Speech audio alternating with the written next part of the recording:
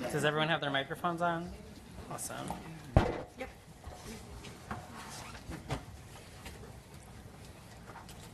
You got the agenda, right? Okay.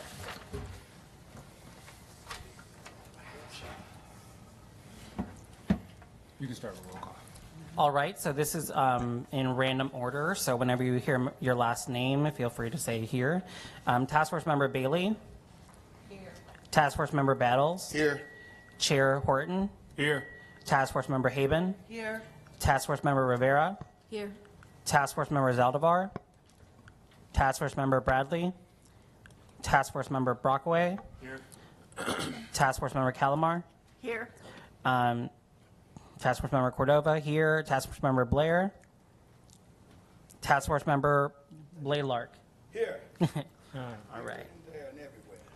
Okay, I motion to approve the minutes from last month. Second. I'll second to approve the minutes from July 14th. I'm sorry, I guess I should have asked, did anyone have any questions about those minutes from last month? Yes. No questions? All right, so moved. Do you want to do a voice vote? Do you really have to do a whole Yeah. another one? Because I don't normally do that in my other You can do a meeting. voice vote, Mr. Chairman, I believe. Okay. Yeah. All in favor of those minutes, say aye. Aye. All those not in favor, nay. Nay. Have one nay. So approved. Any public comments? Thank you. Let it be noted, no public comments. That is all I have. I hand it over to Chief. Okay, good evening, everyone. So thank you for being here this evening. Tonight, I will be providing my response to the 62 recommendations that the task force has made to date. I have asked for some time this evening to go over these recommendations, but to also say a few words about the overall task force initiative. I appreciate the time that I will have this evening to share my thoughts and also the perspective from the police department. And before I do this, I want to start by thanking all the task force members, each and every one of you, and also acknowledge former Chairperson Kriegler.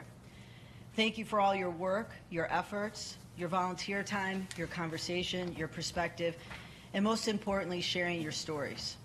I would also like to thank Council Members Powell and Shaw for their perspective and also being part of this initiative. I also want to thank the members of the police department who have been part of an internal task force group, who have been involved in discussions with task force members, and who have also met with me almost weekly to stay informed and to provide their perspective. During this process, my role and Deputy Chief Schuessler's role was to provide information when requested, and most importantly, to listen. Over the past 10 months, many conversations have taken place with opinions and experiences shared, and I think as we make our way to the end of this process, we should remember that these shared conversations, opinions, and experiences have contributed to the department's longstanding philosophy to always being committed to being leaders in our profession, embracing challenges, and our commitment to our community to serve and protect with integrity, empathy, and professionalism. The police department is an exceptional department made up of people who over the past few years have continued to provide professional service, working every day to ensure a safe community while building relationships with our community members. There is no doubt that over the past few years, the policing profession has gone through unprecedented change and challenges. And during this time, some officers have left the profession, and those who are here continuously work to better themselves, the department, and the community. We are also not a perfect department because this profession is made up of people. And as in any profession, there will always be people who fall short in expectations and professionalism. And when that occurs, the department addresses this, adhering to the belief of transparency and accountability. I do not want community members or people who may not know much about Elgin or the Elgin Police Department to believe that this department is not an exceptional department, because the creation of the task force may have put that question in some people's mind. I have been asked by community members, why was the task force created when EPD has other agencies visiting here and asking to see how we do things? when EPD has led the way with a rope program that has been in place for over 25 years and has set the foundation for other departments who are just starting their community policing philosophy. And when EPD has had leaders in the past who were exceptional and who pushed the department forward, some who are now chiefs in other departments throughout the state and other states, bringing our philosophy, our programs, and our initiatives to new departments. I have personally witnessed this history at EPD for over 27 years. This philosophy for many decades has provided Elgin with a safe community, and because of the relationships with our community members, we have seen our crime rate continue to decline. It is important to me that in the final few weeks of the task force that the work that was done and the reasons for creating this task force provide the pathway for the next generation of officers to be able to build their relationships with community members and not be characterized by the history of policing mistakes and tragedies that are unacceptable and that no professional officer would ever agree with or support. My hope is that the personal stories from task force members that you have all shared over these past few months will help to build the foundation on which the future of policing in Elgin will be, and that we will build for many, many years to come. This is a future where we do not discount past experiences or forget them, but we rather learn and grow from them. Accountability and transparency are not just buzzwords for the department, but action items. Whether it is our transparency site, being one of a few agencies in the state to implement body-worn cameras in 2017, not because of law that is currently in place now, but we chose to do this. To the creation of our collaborative crisis services unit, emergency services detail, our rope program, our numerous citizen police academies for seniors, our teen population, our Hispanic population, all of our officers being trained in crisis intervention and fair and impartial training well before it was required by law. These are just some of the many initiatives that makes this department forward-thinking and innovative. It has also been important to me that as we move forward together, we continue to choose to collectively work together. And I believe that through this process, the best experiences were when officers and task force members met with each other, and both were able to express their heart, having honest moments without the fear of being isolated, misunderstood, not heard, or placed into categories that did not allow them to express their true thoughts. This is how real change happens. My hope for the future of the department and the community is that in 5, 10, or 20 years from now, there will not be a city task force on policing. Breaking down barriers, stereotypes, preconceived ideologies, finding solutions, remedying things that need to be changed or fixed, showing our honor and respect for each other, celebrating our community and our achievements together. This is how we move forward together into the future.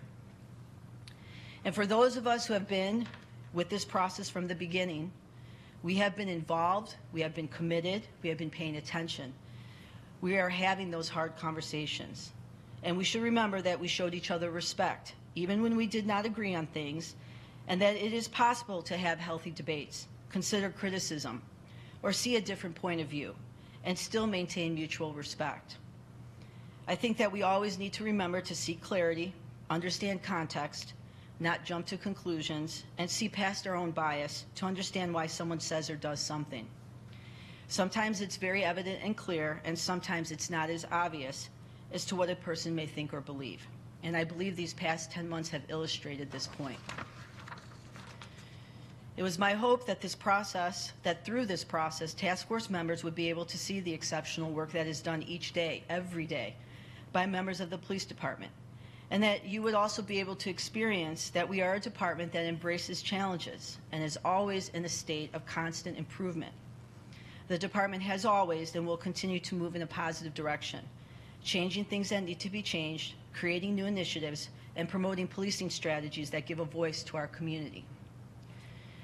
But the most important thing for me during this process was that task force members were able to get to know who EPD officers are past their uniform, and that EPD officers could get to know task force members outside of your title. And in my opinion, that was the best part and the most productive part.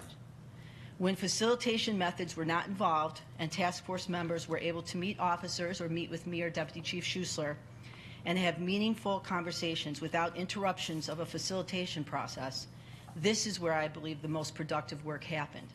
And I believe this is because we are all invested in Elgin. We live here, we work here, we know our community, and I believe we all want a better future for the next generation of officers and community members. When I give my response to the recommendations, some I agree wholeheartedly with, and very few I do not agree with.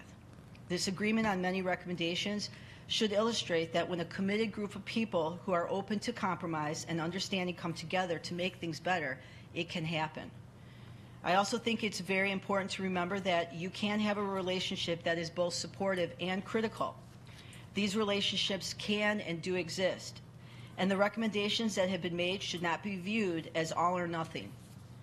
This all or nothing view suggests that there are only two options available, when in fact, there are many more options in the middle ground instead of these two extremes. For the few recommendations that I do not agree with, the reasons are not grounded in the department not wanting or believing in change. Rather, my professional perspective that has been shaped by over 27 years in this profession. By always wanting to bring the next practices in our industry to the department and move the department forward. With many conversations with officers, and also understanding the work that is required and expected of a police officer today, and the environment in which officers operate in, and to include the legal environment. I look forward to us continuing to work together after the task force is dissolved, and to work to grow our relationships with one another, and with the next generation of officers and community members. This is our responsibility well after the task force dissolves to do this in a productive, positive, optimistic manner, and not to be unmovable in our opinions or in our hearts. The concept of improvement at the department, hearing our community members, continuing to be leaders in this profession will not change because the task force has dissolved. Rather, we hope that this initiative has provided the framework for a lasting relationship that will continue to help each other understand one another better. Just last week, National Night took place, National Night Out. Those who attended National Night Out were there because they wanted to be, not because they had to be. The department has participated in this event for many, many years. But not just this one night, but every single day, we work hard to connect with our community, to take care of our community, and bring the spirit of trust, relationship building, and working alongside of each other to ensure a safe community. I was at several parties, and as I am every year, and I saw firsthand kids who were smiling, people talking to officers, officers smiling, people engaging, and showing the community who we are. So as we make our way to the end of this task force process, I believe it is these interactions that happen quietly every day that should be at the forefront of our discussions to move the department and the community together with a respect for each person's unique perspective. I thank you for allowing me a few minutes to say that. It's been 10 months, and I wanted to be able to capture that so that you guys understand the perspective of the department, and also how through these conversations, it's important to me that you guys continue to meet the officers. That was absolutely the best, most productive part. So the most efficient way for me to provide my response to the recommendations is just to go through each subcommittee. There's a document in front of you that has the numbers that are listed. I believe Task Force Member Cordova created this document. Thank you. If I don't, I'm going to speak on certain recommendations, and for the sake of those who are not in attendance, when I talk about certain recommendation, I'm going to read the recommendation. These recommendations Excuse me, Anna, is it this Yes. document? Thank you. Correct. Yeah. These recommendations are also available on the city's website, on the Police Task Force page, if anyone is watching now and would like to reference it. If I don't speak about a certain recommendation, that means there's no further comment from the police department, and we are in agreement. There are 3 recommendations that I am not in agreement with, and the others are just adding some additional commentary for you guys to have information on. So the first one I want to start out with is the Subcommittee on Training, Hiring, Recruitment recommendations. So recommendation number 9 on your sheet is recommendation to change the educational requirement to take the entrance exam to a high school and/or GED. So I just want to refresh the task force. In June of 2021, the police department brought this recommendation forward to the city council. We were seeking to liberalize the minimum requirements necessary to sit for the entry-level police officer examination. By making these requirements more liberal, it will provide the opportunity for individuals who may not be able to attend a four-year university or junior college an opportunity to sit for the exam. This ultimately will increase the police officer hiring pool. And as I talked in the subcommittee, this is absolutely an issue that many police departments are having, and I'll give you some numbers from the Elgin Police Department to put into context for you. I also want to stress the department absolutely values education, but we also recognize that people may not be able to attend college, or they have other things, they may go into the military. We want to ensure that we have the best candidates. I always say it starts with a good head and a good heart. So there are also many challenges that we have never seen in the policing profession during this time. Retirements, resignations, recruitment and retention issues. I wanted to give you a little information about our recruiting information over the past 3 or 4 years. All our recruiting information and demographics of the department are located on our transparency site, so you can view this as well. But to give the task force a sense of what's happening, our last testing cycle, which was in February of this year, 123 people put an application in. 99 people took the written test, so the other 24 people didn't even show up for the test. 56 of the 99 who took the test passed, and only 15, or 27% of that original applicants made our hiring list. To put this in perspective for you, here are some other numbers. In 2019, we had 365 applicants. In 2020, we had 482, and in 2021, we had 148. This is a trend that many departments across the nation are experiencing. The Police Executive Research Forum conducted a study in May of 2021 and found that, on average, agencies are currently filling only 93% of their authorized positions available. Among the responding agencies to the survey, fewer new officers were hired, and resignations and retirements increased in the 2020 to 2021 period compared to the previous year. Increases in resignations were more significant. Agencies who answered the survey reported that an overall 18% increase in the resignation rate in 2020 to 21 compared to 19 to 20. And lastly, increases in retirements were even larger. There was a 45% increase in the retirement rate. So the reason why the police department asked for that in June of 2021 was in recognition of the trends that are occurring in the profession. So we are wholeheartedly in agreement with the task force recommendation. And I just wanted to provide a little bit of that insight so you guys can see how it is impacting our numbers and people applying. Item number 10, recommendation number 10, recommendation to require the minimum age limit to be 21 years. This is already in state law, so I just wanted the task force to note that. The law states that any applicant who is appointed to active duty shall not have power of arrest, nor shall the applicant be permitted to carry firearms until he or she reaches 21 years of age. So that's already in state law. Item number 12, recommendation number 12. Recommendation to have all applicants submit 2 academic and/or community and 2 professional references. This is already required for people who are applying. The questions that are asked are: how long have you known the applicant? In what capacity is your relationship? Do you think the applicant would be a good police officer? Do you consider them trustworthy? Would you say the applicant is dependable? To your knowledge, has the applicant ever exhibited extreme nervousness or loss of temper? Are you aware of any current substance abuse by the applicant? And have you seen the applicant display any type of bias or prejudice towards any racial, ethnic, or religious groups? So those questions are already asked in there when they get to a background investigation. So I wanted the task force to have that information as well. And lastly, recommendation number 16.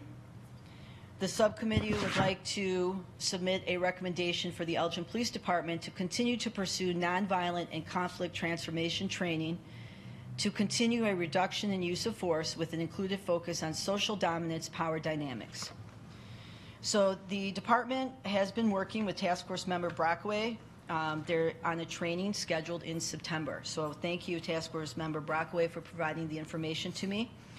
We were able to connect with the Center of Nonviolence Community Policing.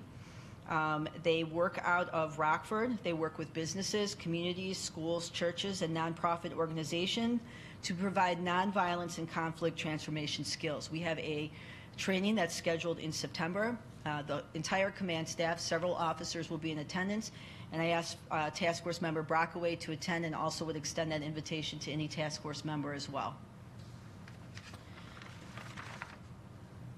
That concludes the subcommittee on training, hiring, recruiting, and any of those recommendations. Does anybody have any questions or comments as I move to the next subcommittee? I have a quick question. You specified that the recommendations or the references is a part of what part of the process? Because as I view the website, it doesn't specifically state that it needs a requirement of professional and academic references. So which one are you referring to? What's your question? Number 12. You said that it's already a part of the process, but I didn't gather what part of the process is that? So those questions are asked in their background in the integrity interview. So they're asked to submit references. We ask the references those questions. And that's in their background. And that's after they've already passed the exam? Yes, it's to the point where they've passed the written, they've passed the physical, and now we're taking a certain percentage and moving them on to the next process, and that's where the background investigation takes place. It's a very lengthy process, and those questions are asked of the references. All right, just want to be sure. Thank you. Yep. Any other questions? Okay, the next is the subcommittee on allocation of resources recommendation. So item number 5. The recommendation was made from the task force to increase the authorized complement of sworn officers to minimize the need for voluntary and mandated overtime, the department expense related to contracted days off, family and medical leave, and mental health support. So we are absolutely in agreement with this recommendation. To give you guys just a little more information, the current authorized strength of the department is 184 officers. Of this, currently 35 or 18% of our officers are female. The department prior to 2007, when the recession occurred, had approximately 195 officers. And again, our authorized strength today is 184.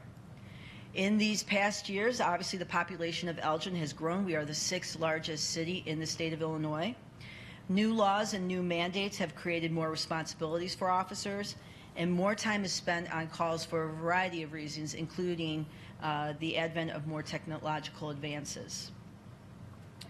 During the subcommittee on allocation of resources, we talked about a study that our crime analyst recreated that focused on 3 main areas: workload, deployment, and response times. This resource allocation study, these areas are closely related to what patrol operations does in a department. And through the regression model prediction, Elgin sworn officers should be at 198, and using the 2020 census data, that should be 205 officers. The department will be asking for additional officers in the 2023 budget. These officers would help to alleviate concerns regarding mandations, paid time off, injuries, workman comp injuries, military deployment, and will also allow for a cold case division, which the task force members had talked about. To give some context to the task force regarding homicide cases in the city of Elgin, from 1971 to 2021, there have been 195 homicide cases. 159 have been solved, or a warrant has been issued, or they have been closed. And 37 are still listed as open. So we have an 81% clearance rate. According to the most recent Crime in the United States publication from the FBI, 61.4% is the average clearance rate for homicide offenses. So in order for us to continue to be above average, and most importantly, provide closure and justice for victims and their families, the department will also be asking for additional officers. We are also currently in the process of conducting a personnel staffing study to see where additional resources are needed or what we do need, and this report is being prepared by a crime analyst, and I anticipate having that within the next month or so. And then additionally, to just give you guys a day-to-day picture of how the department runs. So there are 184 sworn officers. And this number can fluctuate based on hiring too. Sometimes it's higher than that, but we know people are retiring and then it levels out. But our authorized strength is 184. Of these, 34 are sworn supervisory staff, including myself and Deputy Chief Schuessler. That leaves 150 officers, with almost 80 assigned to the patrol division. Currently, we have 18 officers who are in training, which means they are not assigned on their own. Training can take anywhere from when they get hired. There's 14 weeks in a police academy, then there's an in-house academy, then they have field training. This is almost a year process. So currently we have 18 officers who are in some form of training. We have 6 officers who are in some status of injury, and then we have a long-term military deployment. So that just gives you some insight into, even though we have that number of officers on average, you can have anywhere, we have 25 officers who are assigned to the day shift, 27 to afternoon shift, and 27 to the night shift. Of those 25, when you take out days off, comp time, sickness, injury, anywhere you can have anywhere between 10 and 12 for a day shift, for an afternoon anywhere between 12 and 14, and then for a night shift about the same. So it's to put in perspective what these officers are being used for and how it can impact officers regarding their time off, their emotional well-being, their mental health. Over the last 5 years, our actual overtime compensation has been 19% higher on average than the budgeted amount. 2019 to 2021 had the highest amount of over-budget overtime spending, averaging 27% above the allocated amount. And that, again, is we had many, many retirements. They were anticipated retirements. Many officers were hired in the early 90s. We knew that their time is here. They're retiring. What's happened over the past several years has absolutely propelled some officers to retire earlier. Some officers have changed careers. So we anticipated some of these retirements. We are hiring. We have no open vacancies. People want to come to the Elgin Police Department for a reason, but I think we need to continue to make sure that they want to come here. And that's having a supportive community, having great conversations with our community, being innovative, offering a lot of opportunities. But that will give you just a little bit of context as to how the department runs and why I will be asking for additional officers in the budget for next year. Item number 8, or recommendation number 8, which was the City of Elgin to build on the current work of the Collaborative Crisis Services Unit by allocating resources outside of the EPD budget for mental and behavioral health services. I know we talked in great detail about the CCSU, our Collaborative Crisis Services Unit, our Emergency Service Detail, Crisis Intervention Training. So I just want to, for the sake of everyone knowing, obviously we have several mental health initiatives in place, including what I just mentioned. All our officers are 40-hour crisis intervention training. Our Collaborative Crisis Services Unit has a co-response model. We have 1 full-time mental health professional and 3 part-time mental health professionals. The co-response model, they do go with officers on calls. To put in perspective, CCSU officers have responded to over 1,000 calls for service. This includes 383 calls in the past year. This unit was started in late 2018 into 2019. CCSU personnel have followed up and assigned over 3,000 cases. Again, there's about 20% of those cases where people walk into the department. And patrol has been dispatched to over 4,800 mental health calls, with approximately over 1,200 just this year alone. So this unit was created to address the needs and the issues and concerns. We have been many, many years ahead of a lot of departments in terms of mental health and what we do here. So I also want to mention, we talked a lot about 988, and just to put that into perspective, 988 replaces the suicide prevention lifeline. It took effect on July 16th. That is just for someone to call. The co-response or the mobile crisis teams are not in place yet. We also talked a lot about the CESA law, the Community Emergency Services and Supports Act.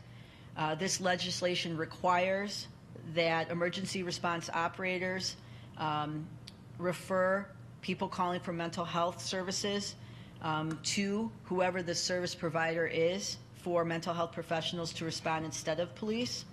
Again, it's anticipated that this shift in how the state responds to mental health calls is a 5-year process. And during that time, currently there are no mental health crisis response teams in place.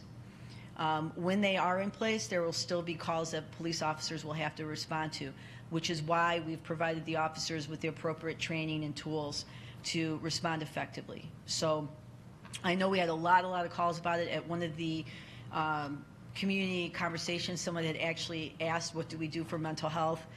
So just for the sake of everyone knowing, I wanted to just reiterate that information. And that's it for that subcommittee. Does anybody have any questions? So I just have a quick question, just because I feel like I got a little lost on number 8. Is the department not supporting that recommendation, or are they supporting it? So we are in support of that. I would say in terms of allocating resources outside of the EPD budget for mental and behavioral health services, we agree. However, with the little asterisk that says that the police department still needs to maintain its current level of service, giving you that insight into how many calls we respond to for mental health. That we have the Collaborative Crisis Services Unit. It's working. It's a co-response model. We've had a lot of positive feedback. Several agencies have come here. Other agencies have implemented what we're doing based on it. So it would be a little asterisk of we're all for more mental health services in the community, recognizing that there will never be a complete divorce from the police department when in terms of responding to mental health. It will never happen. There will be an appropriate time for the department to remove itself from the situation. It happens now. There will be times when we don't even need to be there. It happens now. It's striking that balance between making sure that the community is safe, that the officers are trained, because what you don't want are untrained officers who don't have crisis intervention training, a co-response model, to respond to a call when a mobile crisis team is not available, because that's the other issue. The police department is 24/7, 365. These mobile crisis teams, I'm not sure if on Christmas Eve at 11 o'clock in the evening if someone's going to come out. That's a staffing issue that I don't control. So it would be a little asterisk there. Right. Thank you for the clarification. You're welcome. Any other questions? What would be an ideal number as far as adding additional officers and including the cold case officers? What's an ideal number that you would be looking at? So the numbers that I mentioned, the 197, and I believe the 198 based off of that study, and then if we're using 2020 census data, should be 205. I think there's in the budget, I think there is a right way to ask for the officers. That's a discussion that I'll have with the city manager. At a minimum, I'll be asking for 5 officers. There may be, that's where I'm going to have to explain and justify to the city manager my request. But I will tell you, just going off of the regression model prediction, asking for 198 officers, which would be 14 more, would not be unheard of. But being able to justify and be able to explain it to the community, right? We don't just ask for things without saying why. The community expects to know why and what we would do with those officers and how it would work. So at a minimum, we're going to start with 5 and have the conversation there. Excellent. Thank you. You're welcome. Any other questions? The next is the Subcommittee on Civilian Review Board recommendations. So there's a total of 38 recommendations as it relates to the creation of the Civilian Review Board. I will just say items number 1, 18 through 25, 27 through 31, 33 through 36, 38 through 45, and 47 to 54, and I'm not going to read all those. That's why you have the document in front of you. Those relate to more of an administrative items that the board, of the board, to include the composition, term limits, removal, and training. Some of these items clearly raise some legal questions that will be need to be reviewed by the city's corporation council to determine if they are, 1, lawful, and 2, to the extent that they need to be bargained with the police union. That would be my comment just for those items. And then just, to stress that the purpose of a civilian review board, any type of citizen oversight, in my opinion, needs to be part of a larger structure of internal and external police accountability. We have safeguards currently in place: body-worn cameras, reviews, audits, a robust complaint process. And I think if the task force and the council chooses to move forward with this, a critical step to this to minimize any potential conflict is to make sure that the police union, the police leadership are involved in the planning process as colleagues. I think that will head off a lot of concerns later on. I think it's also, important that there's over 18,000 law enforcement agencies nationwide, and only about 160 of these agencies have some type of oversight, civilian oversight. And these are sometimes through consent decrees, independent monitors, and so there's also needs to be a caution of the why we're doing and implementing a civilian review board. The police department does not receive that many complaints as a whole. If it's accountability and transparency, which I believe is the why we want to do it, I think it's important that the messaging is there, because to an outsider, when you talk about civilian review boards, police task force, the question comes up as to what is going on in the city of Elgin, why is this needed? So I think it's important just to stress how I was part of those subcommittees. I was part of the conversation. I think it was very important to people to have accountability, to have transparency, and we're all for that. But I think it's just appropriate to make sure that that's mentioned. Regarding item number 26, so item number 26, or recommendation number 26,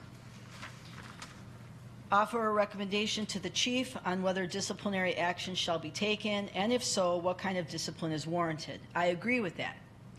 And then you guys had recommendation number 46, which was the city of Elgin should include in their collective bargaining agreement that the officers or the department are beholden to the civilian review board.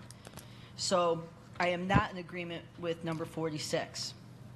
I would and am in agreement that the civilian review board would offer recommendations on disciplinary action to the chief of police, with the chief of police having the final decision on discipline.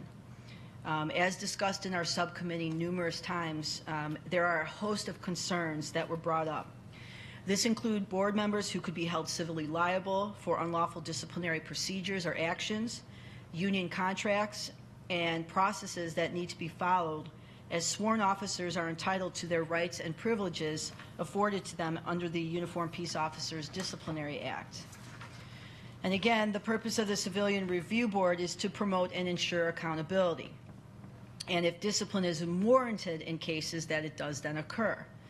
I believe it's the responsibility of the police chief, working with the city manager and the corporation council, to ensure that discipline is fair and that it's appropriate and that it can be upheld in any legal process that may occur from the imposition of discipline. I have been a supervisor since 2007, so for 15 years I have been involved in some part of the disciplinary process in some way. And I will tell you in my professional experience that there are many nuances to this process and to making disciplinary decisions. You want to correct the undesired conduct, their behavior. In some instances, disciplinary processes also have to be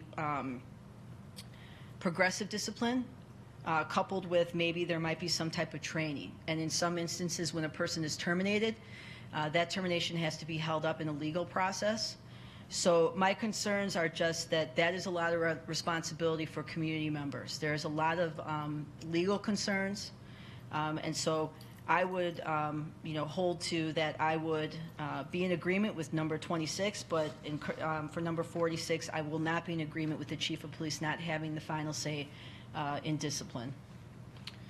Item number 32, which refers to having the power to call and, if necessary, subpoena witnesses to appear before the board in its review of alleged officer misconduct. As we had that conversation, I think at the last meeting, I would just reiterate that there is a way to get the information to the Civilian Review Board members. And if the board, and if it's done in the right way with a spirit of cooperation between the police unit, the department, the city, the members, there is a way to make sure that they have everything that they need. Of course they should, in order to make a recommendation. Just as the chief of police, I should have everything in front of me to make a decision that ultimately has to be held up in any type of legal process. I would just advise that subpoena power, as we discussed, can have a chilling effect on community members. The purpose of the Civilian Review Board is for people to come forward to ensure that there's a fair disciplinary process. I believe if you start telling people to come in front of the Civilian Review Board because you want to hear their story, I think that could is the word, have a potential chilling effect. And lastly, item number 37, the recommendation is that the board shall include members who have documented encounters with law enforcement. My comment on that would be that I think further clarification is needed for the word documented. I think that was part of the subcommittee's conversation too as well. I would agree with that. I think it's important that the Civilian Review Board members are people who are balanced in their approach and their perspective. You don't want members of the board to have a bias either way, that they always are favorable to the police or that they're always not in favor of the police.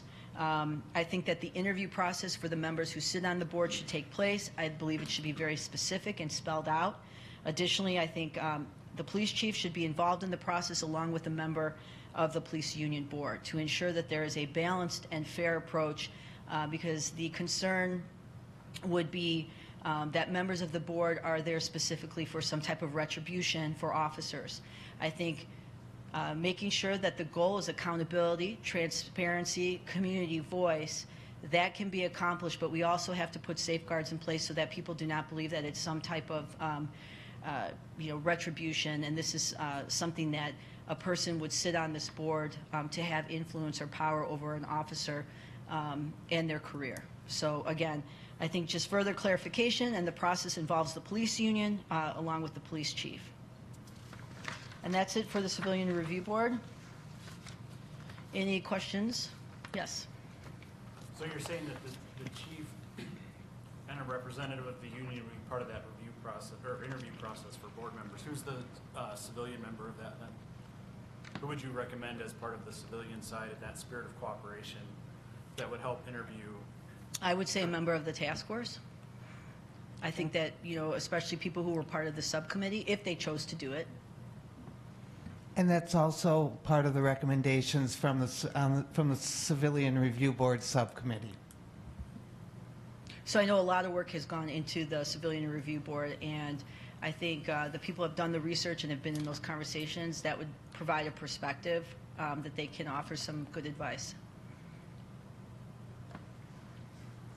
One question, just so no confusion, you are in agreement with number 32 or not in agreement? Number 32 is the subpoena. I am not in agreement with that. And again, it's grounded in the fact that I believe it would have a chilling effect on people. And that you could get that information through cooperation. And if the Civilian Review Board was done with everyone at the table, the police union, myself, a task force member, I believe it can be done.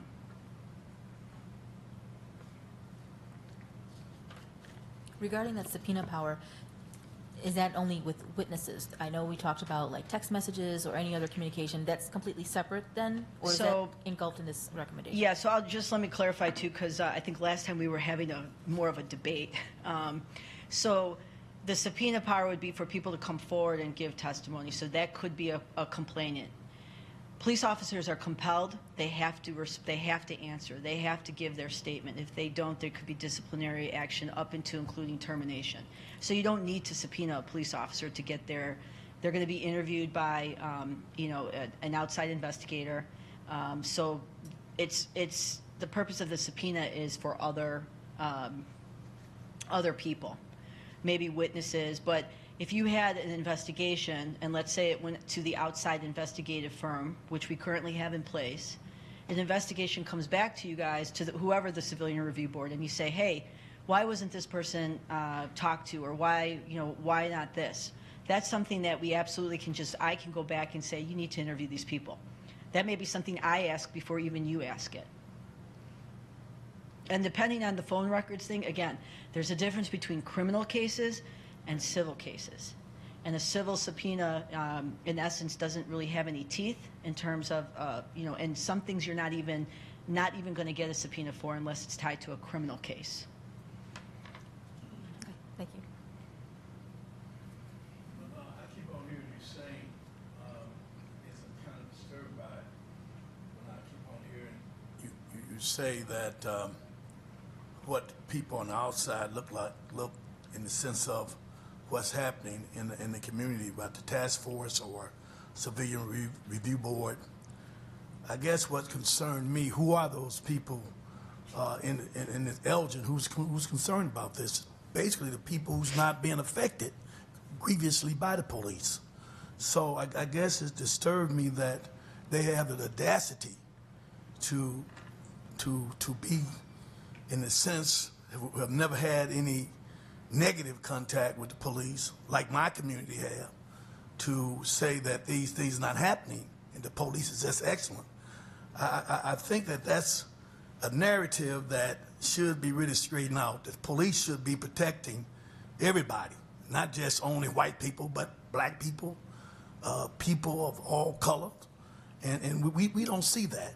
And so I just really want to get that understanding. Also, we don't believe, in my community, we don't believe that the police can police each other, and that's what's been going on. Also, you have an outside investigator that's paid by the city. We don't have no confidence that they're gonna do the right thing. So this civilian review board is very, very important, and I think to give them power and the citizens power is going to be very, very important. I think citizens can do this, and I think they can do it fairly. Specifically, given the information and seeing the things that they see on a camera is be very, very important.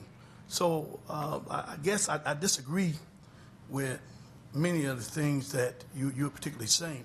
Also, when you look at Elgin, in a sense, I've been there all my life. When you look at Elgin always have ignored the people who have been greatly impacted. And you can tell by the statistics that we've been greatly impacted. And many of these people, the reason that many of the crimes is down because many times that we have had police officers who have planted things, have done things, and I can name names. So, it is not a rosy bed of ease when it comes to my community. A lot of you people don't know that. So, we do need a strong civilian review board because we don't know your administration may be trying to straighten a lot of things out. And I'm looking at the retirement of a lot of these officers who have retired.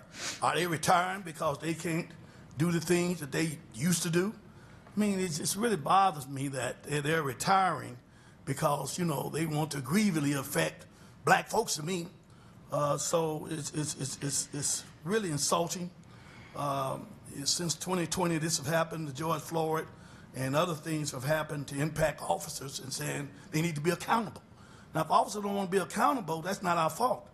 That's the officers' fault. They need to be accountable. And so if they don't want to come here and be accountable, they don't need to be here. That's our stand, and I hope that, that African Americans and people are with me. I'm pretty sure they are. When we look at some of the things that have happened in our community. And I'm not talking about past, I'm talking about presently. So, when we look at this, I'm not sympathizing with officers who are retiring because they don't want to do their job, or they don't want to be fair. So I don't get that. I'm sorry. You know, I mean, it's a good place to work, but if they don't want to work here, I don't feel sorry for them. Okay. It's a Thank statement. you. And I'll respond to your statement. So there's a couple of things that you said that I need to clarify. So first, the opinions of people are across the board. And I can tell you that I've heard across the board everything from I agree with what the task force is doing to we don't need a task force. It's a bad thing for the city. Have you heard that from African Americans? I've heard it, yes. Yes, and I will tell you that I've heard it. I wonder who they my are. private conversations are my private conversations, but I will tell you that people are entitled to their opinions. I think that we need to be able. Well, I totally agree with that, So, Chief. Pastor Blaylock, please let me finish. I totally agree with that. And that's fine.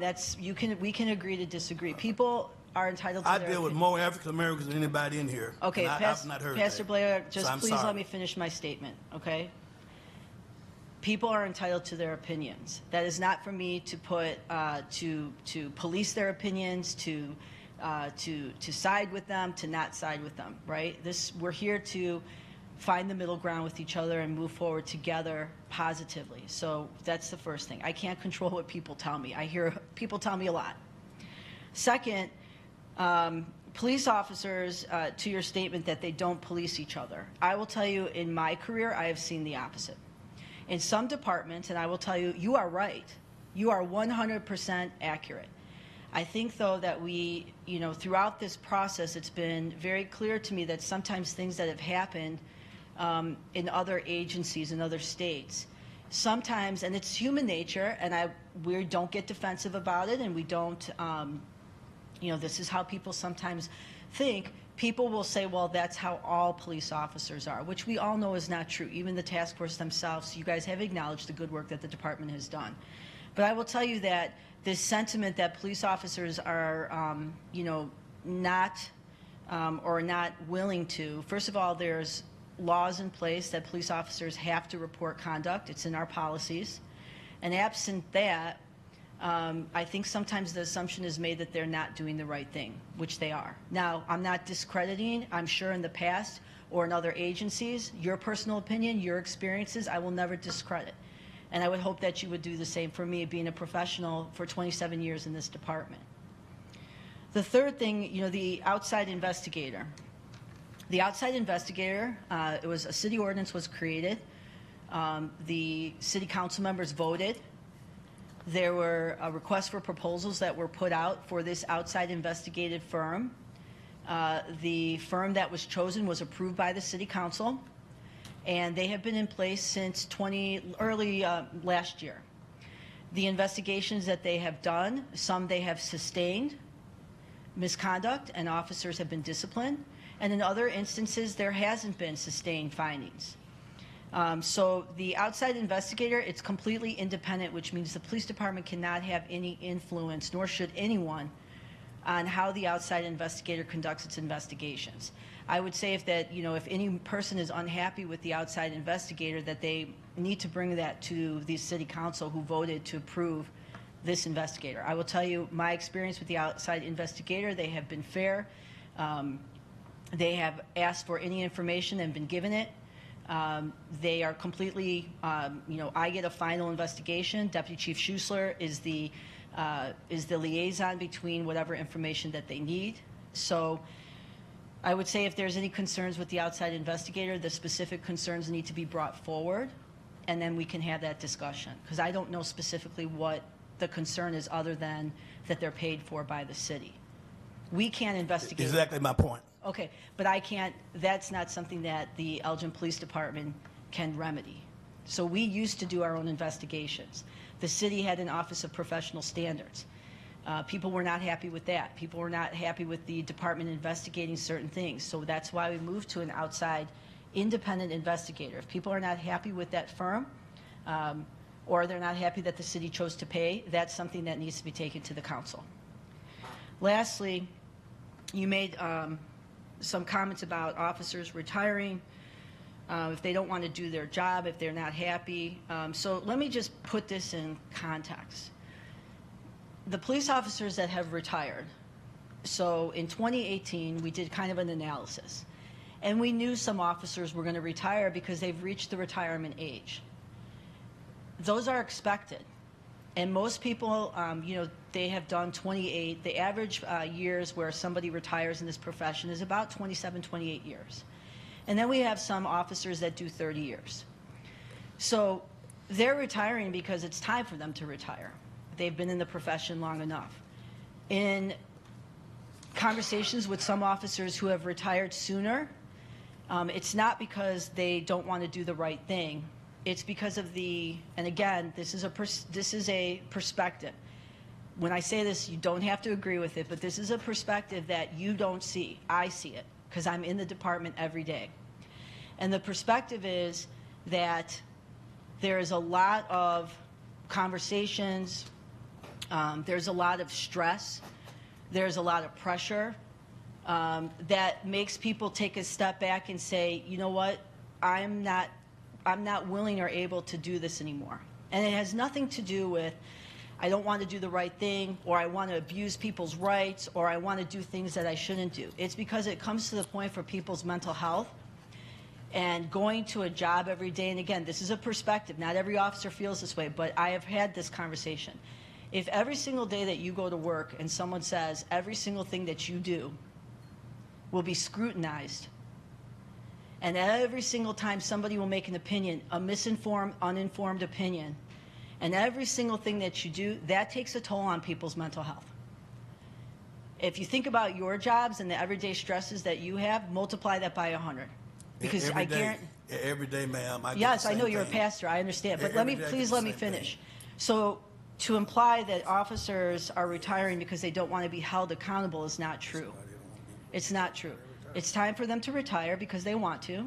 They want to change careers, or they have chosen to do something different because for whatever reason they don't want to be a police officer anymore, and there's nothing wrong with that. I just wasn't talking about retirement. I'm talking about in 2019, you had 435 people. Applicants Who wanted to apply. And now that went down. Yes. So the implication is, they don't want to do the job because of the scrutiny.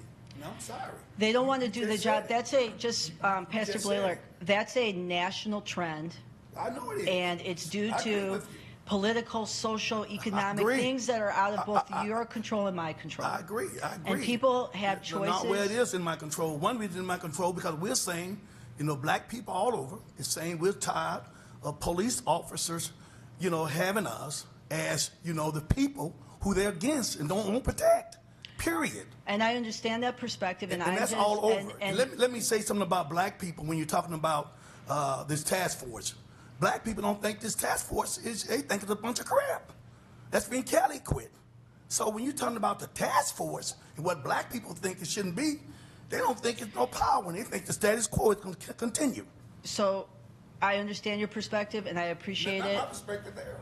And I'm hearing what you're saying, and I would say that we are where we are. And the goal of this evening is not to debate or for me to, say something other than your perspective. I respect everyone's opinion and perspective, but I think that sometimes over the past 10 months that, the conversations with the officers and some of the task force members who participated in that, these are just some of the honest, real conversations. People come into this profession because they want to do the right thing. They want to protect everyone in their community. And some people are not willing to be scrutinized every single day or judged. They're just not willing, and it's not for you or me to say, right? They don't need to be professional, man. And I agree with you. But I also will tell you that the people who are in the profession today are working to make it better, are hearing and listening. And all I ask is that the community and the task force does the same. And I'm sure that this has been very stressful for all of you because I've seen it. I've seen task force members arguing with each other. I've seen task force members leave. I've seen people be aggravated. I've seen it.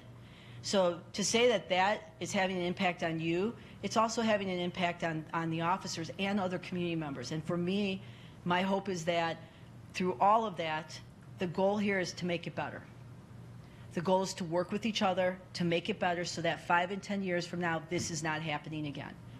So As I stated from the beginning, the Civilian Review Board, I understand the concept. I would say if it moves forward, involve the police union, involve obviously the police chief, involve the community, and make it something worthwhile, that it's successful and that it doesn't turn into something that will fail because there's too much politics involved or arguing involved. So do it the right way. That's all I'm saying. And I respect your opinion, and you know I respect you too as well. I hope that we can agree to disagree on some things. Okay, lastly, any other on that topic? There's two more sections. Regarding the subcommittee on racial disparities. So regarding item number 3 and 4, we are in agreement with. Item number 2. Item number 2, and it's a long recommendation.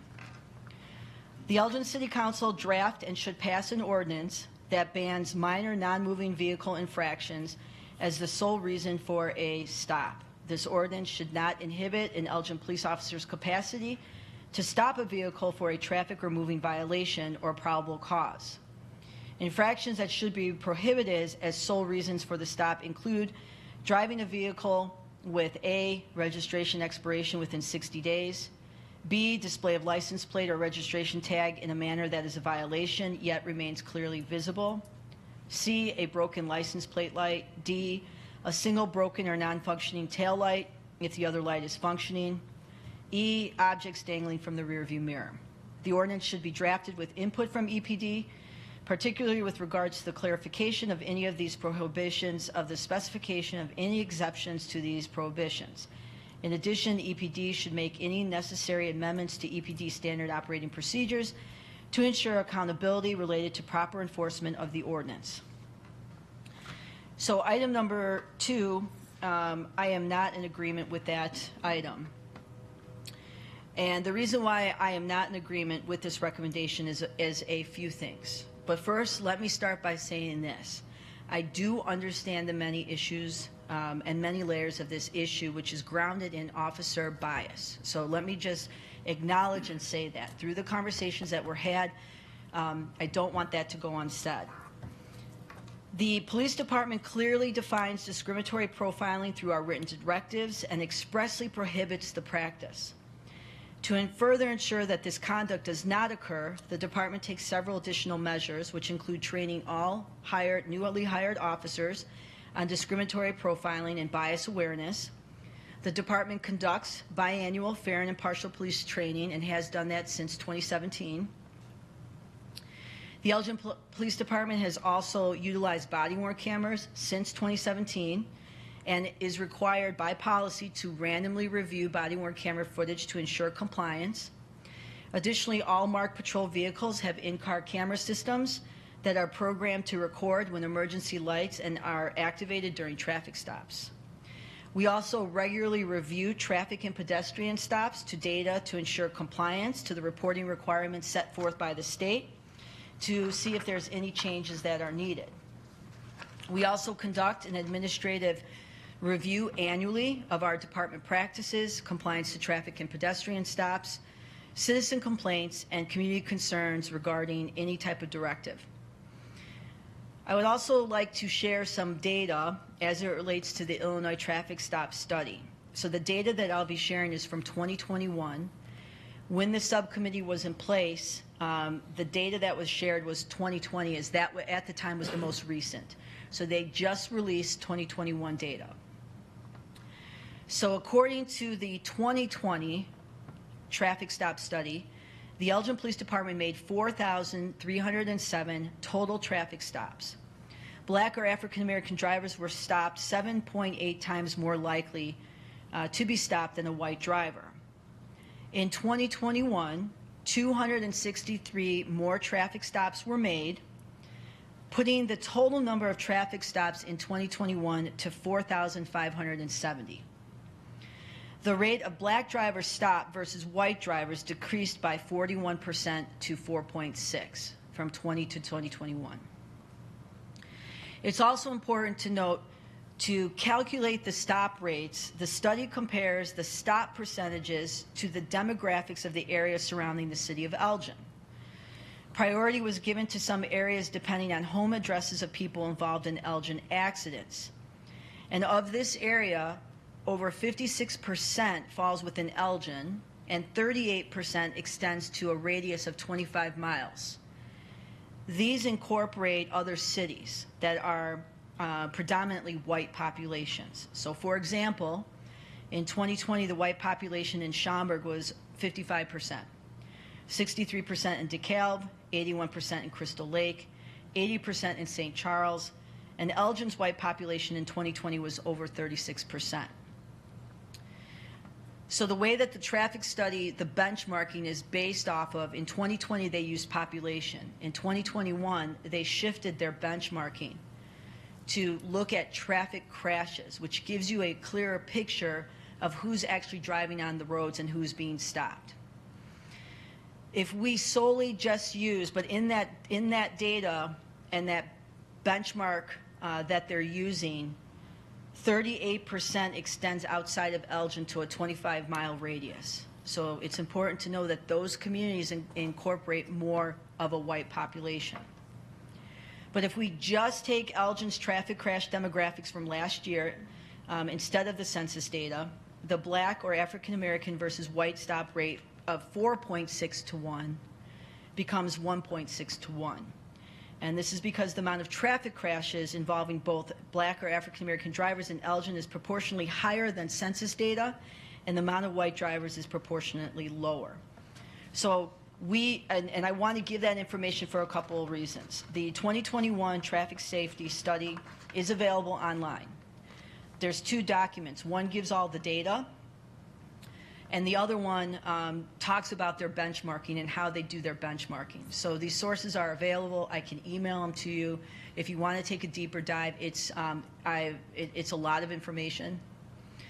I also want to note of the 2021 traffic stops, which were 4,570 total, 3,345, which are 73% of our traffic stops, were for moving violations. So a vast majority of our traffic stops are for moving violations.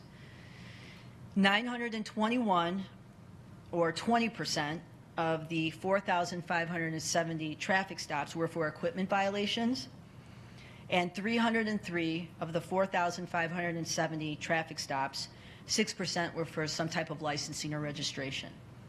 So out of our 4,570 traffic stops, 26% fall into the area of equipment and or licensing registration. A vast majority of our traffic stops are for moving violations.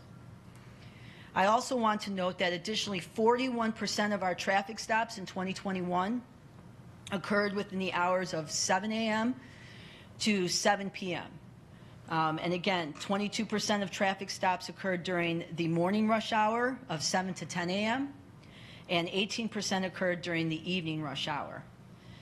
It's important that obviously the hour or the time that a traffic stop occurs can lend to an officer not being able to see the driver of the vehicle, and I think that needs to be noted. I know that that was talked about during the subcommittees. Again, the data that I'm sharing with you is to give perspective. I'm not saying you have to agree or that you have to like it, but this is some information I think is important as the task force moves forward with their final recommendations. Regarding the specific recommendation, in Elgin City Ordinance, if we were to create one, banning low-level offenses would not extend to other law enforcement agencies that have jurisdiction in Elgin, such as the Kane and Cook County Sheriff's Police, the Metro Police, the Secretary of State Police, and Illinois State Police. This contradicting enforcement of these offenses could potentially create confusion for citizens. That's my first concern. My second concern is that these traffic stops, and again, out of the total of 4,570 traffic stops, 26% were for minor low-level infractions, low-level offenses. These traffic stops can also be a valuable tool for Elgin officers to use, and I'll give you an example. Elgin experienced a 5% increase in our gunfire incidents, our shots fired cases, from 2020 to 2021. We had 63 incidents of gunfire in 2020, and we had 66 in 2021. Year to date, we are at 39 incidents of shots fired cases. Shots fired cases in our data is everything from when a person is struck to a property is struck to when there's evidence that shots fired have been located at a residence. So year to date, we're at 39. Last year at this time, we were at 39. Earlier, a couple months ago, we were actually lower than we were from 2021. During this year, we have also had an increase in arrests for gun-related incidents and attribute some of these arrests to proactive enforcement efforts, including our shots fired detail, which focuses on specific areas where we receive complaints and calls. Additionally, between January 2021 and July 1st of 2022, the department seized 114 firearms. Of those 114 firearms, 29 or 25% of the firearms were recovered from some stop that was initiated because of either equipment or registration violations or a moving violation. And through further investigative methods, we found that 4 of the 114 guns that were recovered were linked to 6 separate incidents of gun violence. The department has and will continue to work on reducing our shots fired incidents. It is absolutely unacceptable. So taking away a tool that officers have used and again, we make a very small amount of traffic stops based on moving on equipment violations, would be counterproductive to the safety and welfare of the city of Elgin. Additionally, the Philadelphia ordinance that I know was talked about several times during the subcommittee, that Philadelphia Order of Police, Fraternal Order of Police, has a pending lawsuit filed this spring, and it seeks to invalidate the city law banning officers from pulling over drivers for low-level offenses.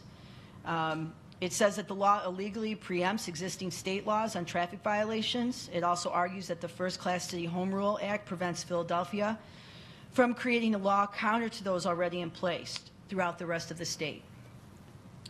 And to this point, to put officers into situations where the laws they are sworn to upheld are in contrast to the ordinances then put in place by the city, this places both the officers and the community member in circumstances that I believe can ultimately lead to unintended consequences.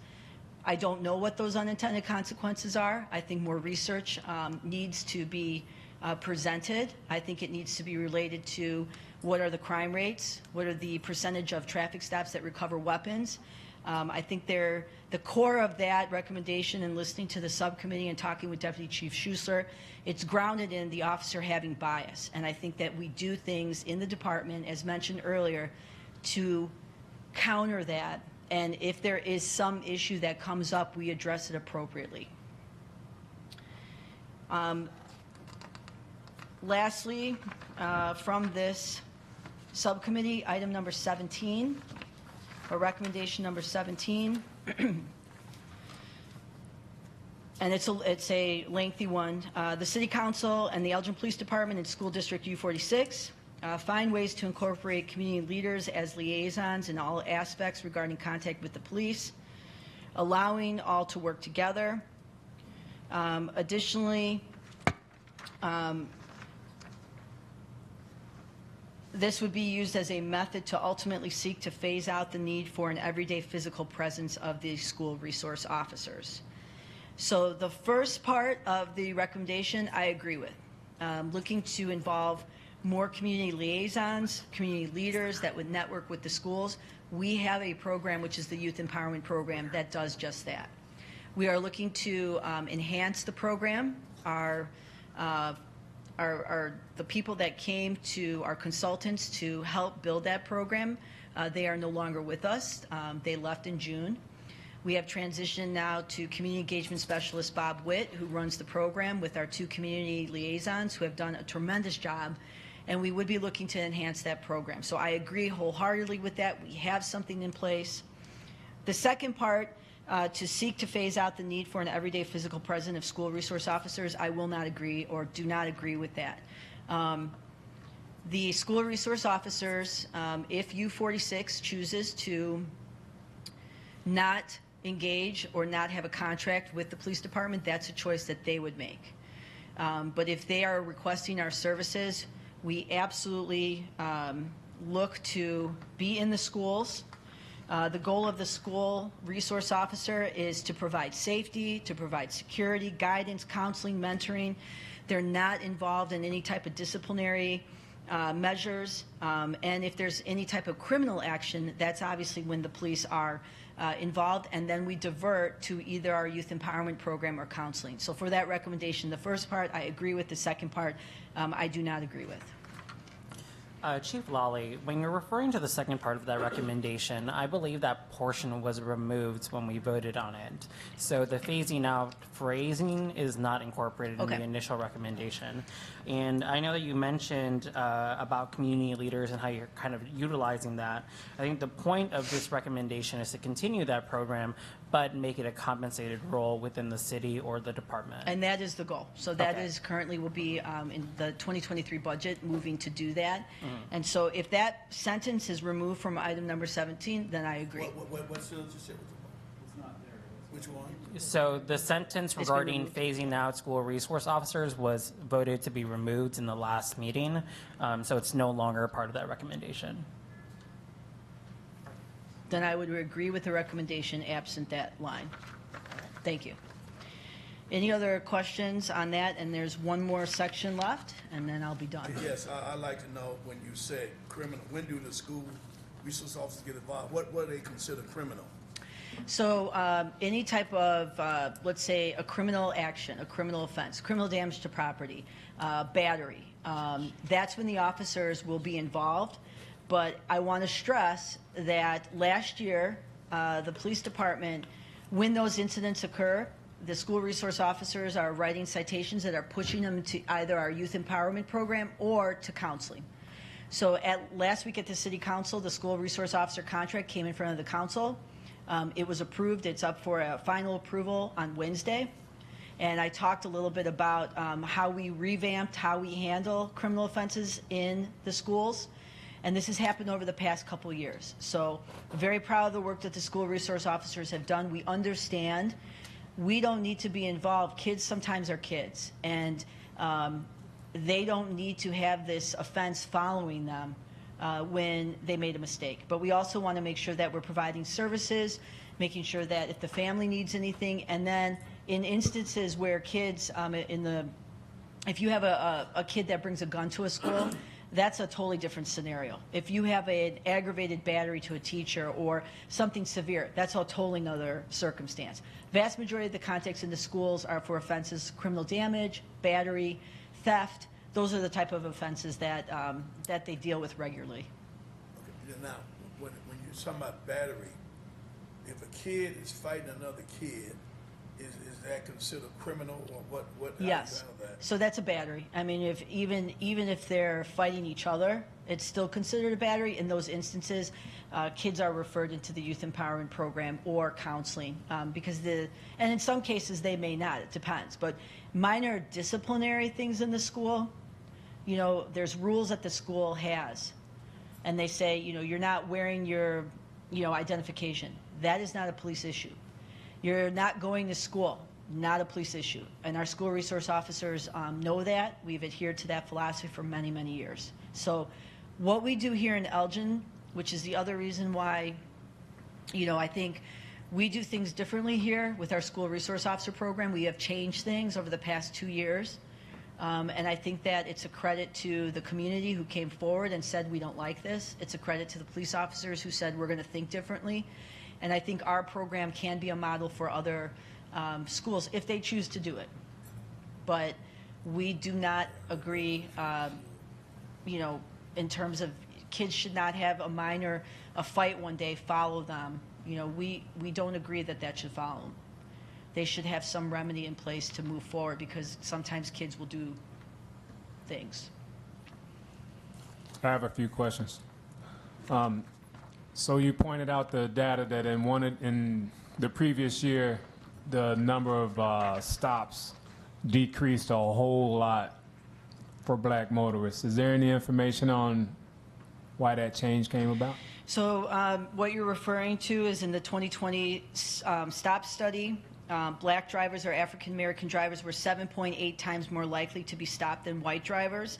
And in 2021, the rate of black drivers stopped versus white drivers decreased from 2020 to 4.6, so a 41%. Right, that's a huge drop. So the reason, there could be a variety of reasons. I think the benchmark population, what they did in 2020 has an impact on some of the numbers. It could be that officers are just stopping less black or African American drivers. It could be for a variety of reasons. This is just my personal comment in regards to why factor in that the pastor was speaking on about the scrutiny. Mm-hmm. And then I'm thinking as a human. That could. I'm just not going to pull over black people because I don't want the problem. And But I think there's a positive component to that too. Your opinion could absolutely be correct. That could be a contributing factor. There's a whole host of reasons. I agree with you. My next question was on the new numbers you had for moving violations. Did you have a breakdown of the racial makeup? Yes.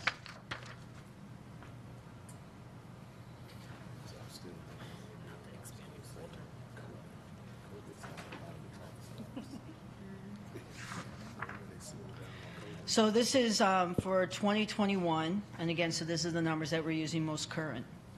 And I will email this data to you, but 4,570 total stops, traffic stops in Elgin. 1,539 were for white drivers. 748 were for black or African American. 2,129 were for Hispanic or Latino. 127 were for Asian. 7 were for American Indian or Alaska Native, and 20 were for Native, Hawaiian, or other Pacific Islander. Thank you. You're welcome. I have a couple more. With the issue as it relates to shots fired, I tell you, nothing irks me more than reading people comment that Elgin EPD is not doing anything or doesn't care about shots fired. I think that's the stupidest statement you can make in the world. Even if you're a so-called bad cop, I don't think you discount that that's a problem and would stand by and not care about it. So I just want to get that out the way first. Thank you. I appreciate that. On the flip side, if we're getting a lot of guns captured for those moving violations, doesn't that kind of create a problem where you might have an officer that's a little bit too eager to pull for a moving violation, but he's really looking for a gun? It kind of sets up a problem that we're speaking about. So our traffic enforcement, and I know that this was covered through the subcommittee, so we focus on data. It's a data-driven approach to traffic crashes, and we look at our crime data, and we look at where we have traffic crashes. We focus our traffic enforcement in those areas, first and foremost. Because if you're having a lot of traffic crashes in an area or you're having a lot of crime, it's a dual purpose. Second, our traffic enforcement is citizen complaint driven. And I will tell you, there are a lot of complaints about people driving in the city of Elgin. On average, during the week, I either get an email, a phone call, if I'm at a community meeting. So we focus on those areas. The other thing is when we do directed enforcement, or if we're looking at a strategy such as our shots fired detail, the purpose of that is because we are, wherever our shots fired are at, we have intelligence or information. There's certain areas where we may be focusing on based on information. The officers are focusing their attention in certain areas, and the goal is to get the guns off the street. The goal is not to have 2 or 3 or 4 shots fired in the day, and you are absolutely correct. If you put it in perspective, we have 39 shots fired cases for Elgin. If you look at some cities who are our size, or even less, some of those numbers are way, way higher. To me, and I've been saying this for several years, it is absolutely unacceptable. We should have 0 shots fired. Part of that is engagement, it's enforcement. I understand your point, But the directive of the Elgin Police Department to the officers is to get the guns off the street. But we have to do that in a constitutional manner, right? A non-biased manner. So that's always in the background. The officers know that. And again, people could say, well, how do you know that's happening? Body-worn camera footages, our complaint data, squad camera, random audits, random reviews of body-worn camera. There's a variety of things. Supervisors showing up to calls. And then if something comes up, if someone makes a complaint, it's investigated thoroughly. If there's found to be misconduct, then it's addressed appropriately. So I understand your point. I think there's a lot of factors involved, and hopefully that, that explanation, it gives a little bit of clarity to what those factors are. Yeah, but you got to agree, it does create that big old huge gray area that we got here in the first place. It can, but I also think, again, that's grounded in people. Yeah. Right? It's people. And so I think when we focus on the people in the organization and what's expected of an Elgin police officer, it's expected that you police fairly. It's expected that you don't violate people's rights. But it's also expected that you keep a safe community. So there's a balance there. Mm-hmm. My last one is just a comment regarding the lawsuit in Philly. So as soon as I heard lawsuit, my first question was, who brought up the lawsuit? And I looked it up, and it was FOP. Mm-hmm. I know I'm generalizing, but I've never seen the FOP stand up on the side of the people. They pretty much 99.9% sat on the officer, even when it's something that's clearly obvious. So the fact that they brought it up doesn't really carry a lot of weight with me. But I do understand that, they set a precedence for people putting up a lawsuit for this, but it coming from the FOP, it doesn't hold a lot of weight with me. But that's all I had. Thank you. Thank you. So, Chief, just real quick. So you're saying that, like, what you said, 4 out of the 114 guns seized between, what did you say, July 1st, 2021 to... January of 2021 to July 1st, 2022. So 4 of those 114, right? 4 of those came from the 26% of stops that are not, so not even 4% of your guns seized are coming from those 26% of equipment or licensing stops. So I'll read the stat again. Between January 2021 and July 1st, 2022, we seized 114 total firearms. 29 of those firearms, or roughly 25%, were recovered on some type of traffic stop that were initiated either because of equipment violation, registration violations, or moving violations. Of that, then, 4 of those 114 guns that were recovered were then linked to 6 separate incidents of gun violence. I think that's what you... Sure. Yes.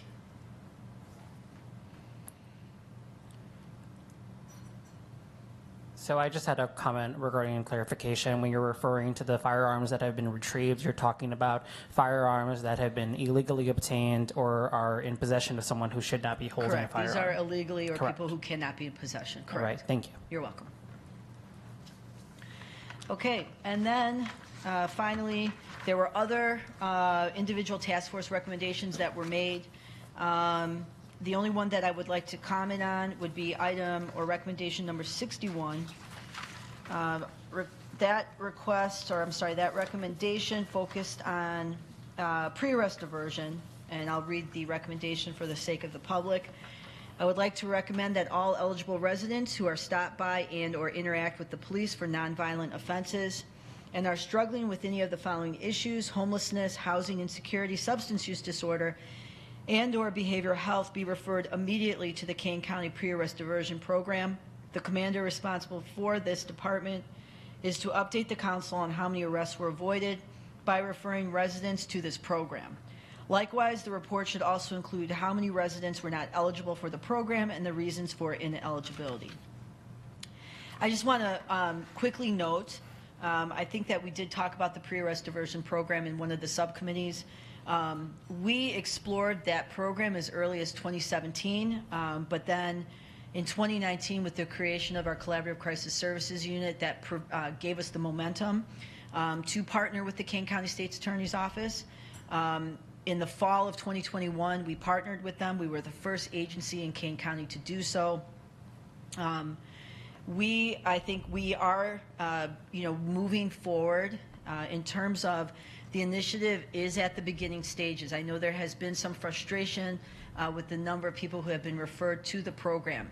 This initiative is in the beginning stages. It's anticipated to take some time to revise the program, to do additional training, to bring people into the department to train. And again, I want to stress that this is a program that is not mandated by law. This is something that the Elgin Police Department chooses to engage with because we believe and it ties into our policing philosophy. I know that it was mentioned at one of the meetings that, we've hit a block in terms of referring people. And again, we have led the charge with pre-arrest diversion, getting involved with the state's attorney's office. There is going to be trial and error. It's going to take some, it is a shift in philosophies for some officers. But, we're making progress. We're working with the state's attorney's office. I had a conversation with the state's attorney, Jamie Mosser herself, and just making sure that we're doing everything we can, putting some safeguards in place, having supervisors review the reports. So I want to just make mention of that we do agree with the philosophy. It will take a little bit of time because it's a new program. And just as any new program, we're going to have to make some revisions. We're going to have to adjust some things. So we are supportive of the program. I want that to be publicly said for the right offenses. We want to make sure that we're also not forgetting about the victims that are often forgotten about in the criminal justice system. So for the right cases, that philosophy is something that we absolutely agree to. And I just wanted to mention that because I know there was some conversation about pre-arrest diversion. Other than that, thank you for your time. I know that took about an hour and a half or so.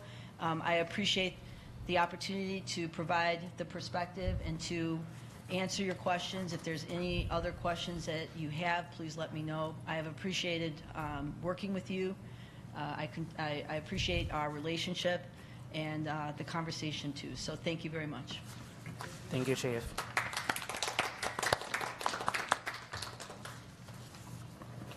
All right, Chair. We're going to break for 5 if that's okay with everyone. So you want to return at 8? All right, we're going to make it 10, just for Denise.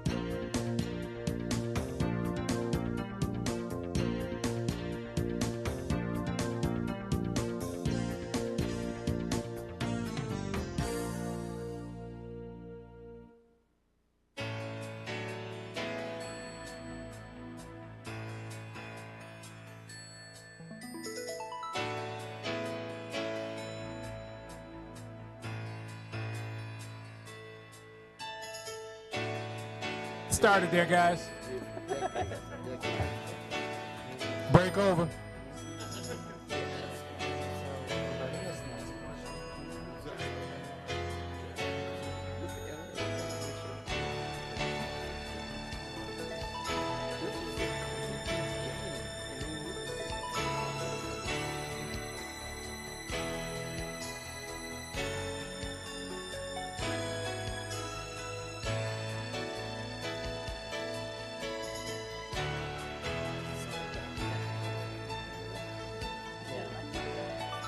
Pastor Chief, you joining us?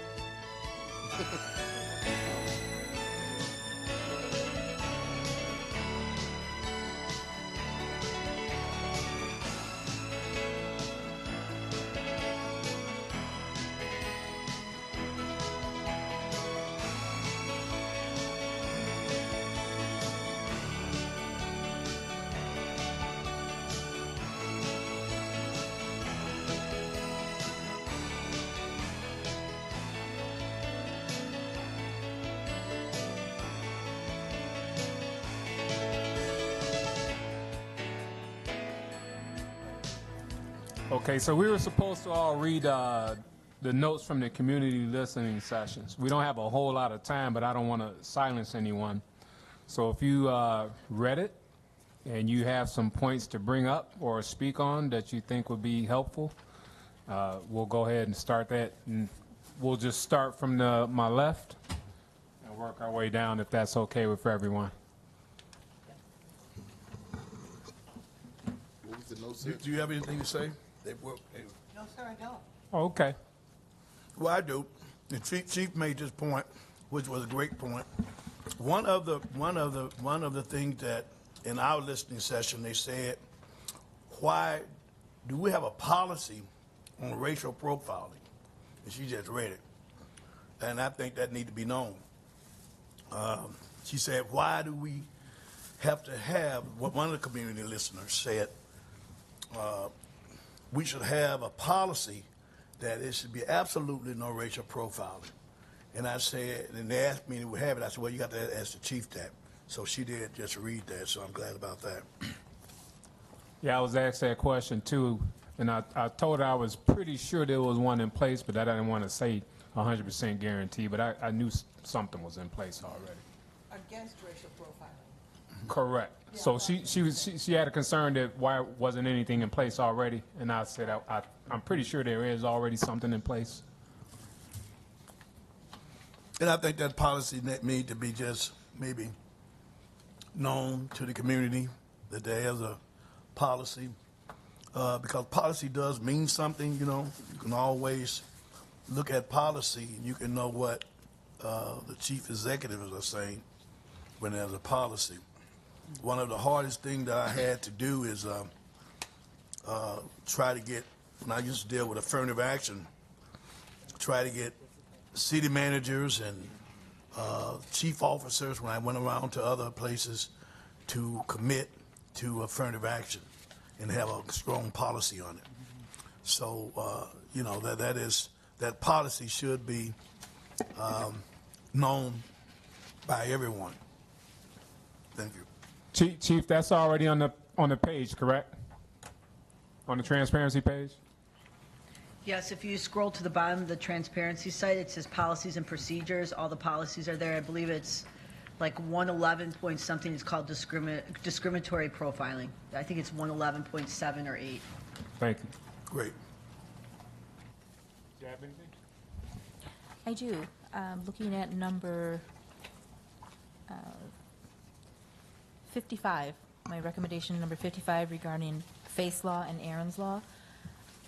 I want to add more clarity to what face law and Aaron's law is, just a brief description. I'll draft something and get that ready. And I wanted to clarify with the community that it's not a sex education type of format. It's we'll talk about consent, grooming, inappropriate physical touching, and electronic communication. So I'll incorporate that in the recommendation, but I just want to have more of a description of what face law and Aaron's law is. And for number 57, I know it's a little wordy. I kind of want to dial it in a little bit. Still keep the heart of the recommendation, but just kind of have more succinct points to it. And that's all.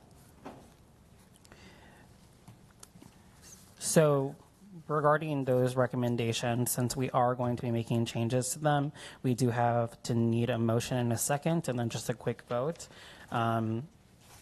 Or Chair, would you like to recite that? A motion on what? To approve the amendments to her recommendations. What was that? What do you approve? What are you doing? For number 55, my recommendation for number 55 regarding Faith's Law and Aaron's Law, working with the school district to come up with a, in collaboration with the school district, work to provide a presentation video and/or in-person presentation by the police at the district. So I wanted to clarify in the recommendation to those who are not familiar with what Faith's Law and Aaron's Law is, and as well indicate that it's not anything regarding sexual education, just, inappropriate, what consent is, what grooming is, so that they're able to identify it, what's inappropriate physical touching, and electronic communication for children. So do we really need a motion on it since she just commented on something that's already passed? Well, technically, it's not passed if it's changed, so we have to vote again for the changed version of the amendment. I think I would qualify the difference between changing the actual recommendation, which she hasn't done, to adding context prior to that. Right. Still so the that it's same part thing. of the.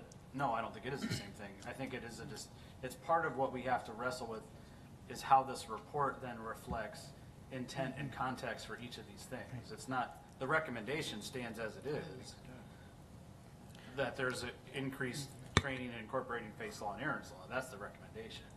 You're saying, okay, what's Faith's Law and Aaron's Law? That's not changing the recommendation. Yeah. I think what you were doing initially was you were going to each member of the task force to get feedback on community listening session comments. And so I thought maybe that should finish, and then if we need to get into amendments to specific recommendations, then you could do that after. We'll work it that way. That might go faster, too. All right. But just to be clear, Task Force Member Rivera, were you bringing those up because they had been spoken about? Correct. In community meetings? Correct. Okay, so there's But the the community connection. wanted clarity. Oh. Did you have anything else, Thea? That was it for mine. Yep. So I'm not going to recommend any changes. I feel like, as I specified before, it's our responsibility to be thorough with our recommendations. This is what we've created, so hopefully someone else has any other adjustments to the clarification. I did want to take this moment to thank Task Force Member Shimon Blanchard, who kind of took the head on the community listening sessions. It was a lot of work and very quickly to be completed, so I wanted to publicly thank him for the work that he's produced, and to Kearns and West and all the other members that were present during the 2 community listening sessions. That's all, Sheriff. Okay, I don't have any recommendations, but for number 2, one thing that I was constantly hearing at every table was that they were in agreement with it. I mean, it's kind of too bad that we don't have any feedback from Philly yet to see if that's even working out there. But a lot of the community members felt that it wasn't enough, that it wasn't far-reaching enough. And I said, hey, we got to start somewhere. And they kind of disagreed, like, no, make it more. So I understand where the chief is coming from on maybe it not really allowing the EPD to do the job if we eliminate those things, but for the most part, I still stand by them. That's my only comments. And a lot of that's coming from the community as well. And that's all I have on that. So my feedback from the community listening sessions is that there needs to be incorporated into our recommendation for the Civilian Review Board more clarification on when that process is triggered. I mean, and that was real clear. I mean, I had, I think, at 3 of the tables at the Tuesday session, people were saying, I read this, I still don't understand in what situations would the Civilian Review Board be called in. I mean, I thought that was a real important takeaway, because if folks can't tell just from the top, then we really missed it in our subcommittee work for not clarifying that. The other part, the other feedback was a positive response to the recommendation about giving the Civilian Review Board subpoena power. I think my what I got out of the listening session was that I was pretty shocked looking at the demographics, and just to see the people there, like Charles said, that they think we wasn't doing enough. We need to do more. We needed to do more, and so I was really shocked to see the demographics once again, that they was basically saying that, hey, we believe that, you know, we need to take this a step further. So I was pretty much happy to see that.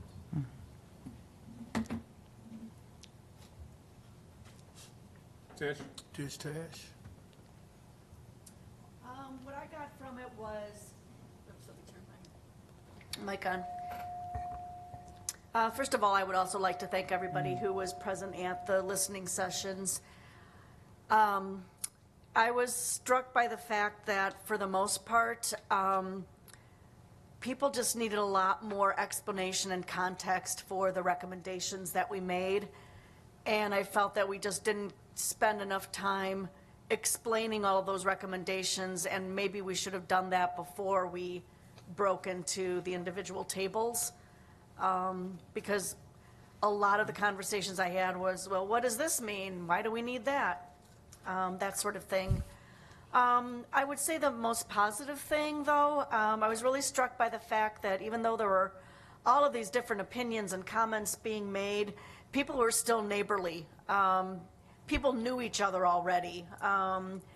And I think that's really one of Elgin's strengths, is that we do come together. Sometimes it's really, really messy. Sometimes it's hot messy. But we get it done at some point. And I think that's because there is an underlying respect and care that we have for each other. So I saw that come through. Thank you. I appreciate the collation of the responses, and I think it's important to recognize how many of these would be kind of addressed by context setting for each of these. And so I think Councilmember Powell has also raised this several times, like the why and the value driving, I think, is an important thing to keep in mind as we craft these final recommendations.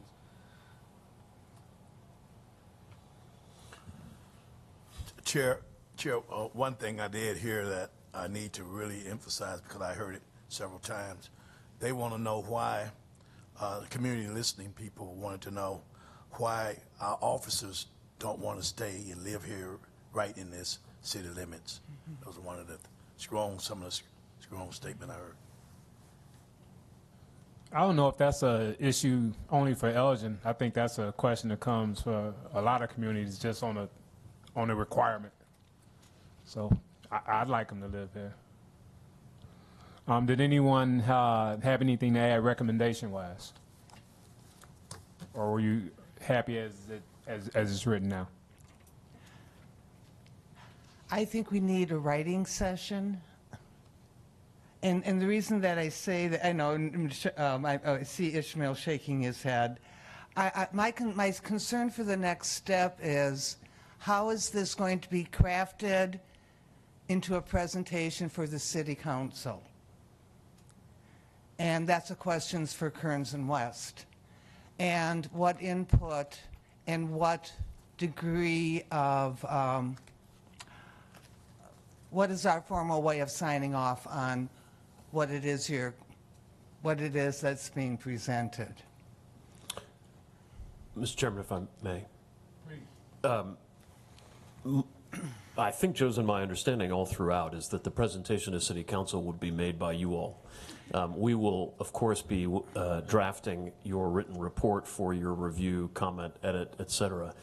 But as it relates to formally presenting to the City Council, whether that be the chair with subcommittee leads or some other grouping, we'd assume that that would be the case. So you're missing my point. My point is, and I understand that it would be the task force members who would be doing the presentation. That's appropriate. I'm talking about the actual physical document, PowerPoint, the thing that's going to capture the attention of the city council and our community as the final product from us. Who is going to be doing that? Well, we are going to take responsibility for drafting it, and then it will be made available to all members of the task force to provide any corrections, any edits, any omissions, anything that you all would like to see changed in it.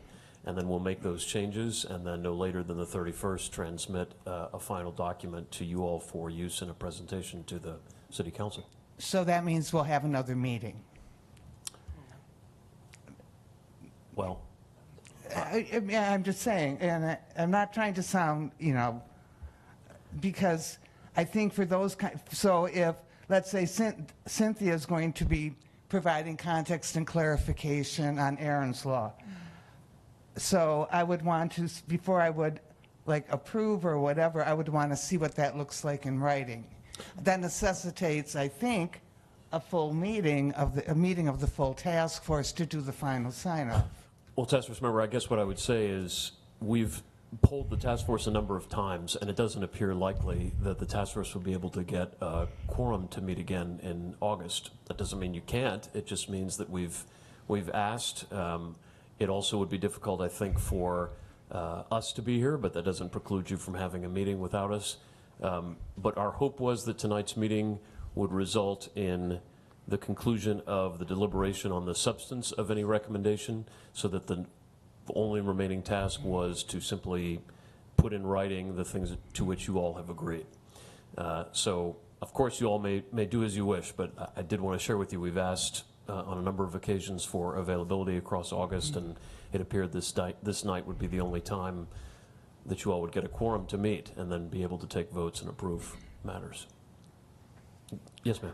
Are we each reading our own recommendations then, or is it just like a whole presentation?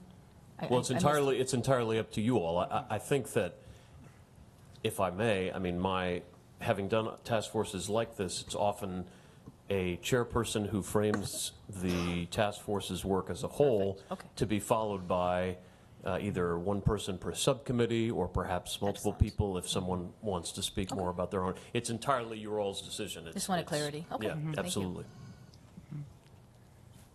Well, we have a council person here. And while she may not be able to speak for the entire council, so I'll just point blank ask you. You have this sitting in front of you, but a neater version, and one of us or all of us stands up and speaks on it. Does that satisfy the council to make a decision on? I mean, we might be making more out of it than what needs to be made out of it. I don't think so.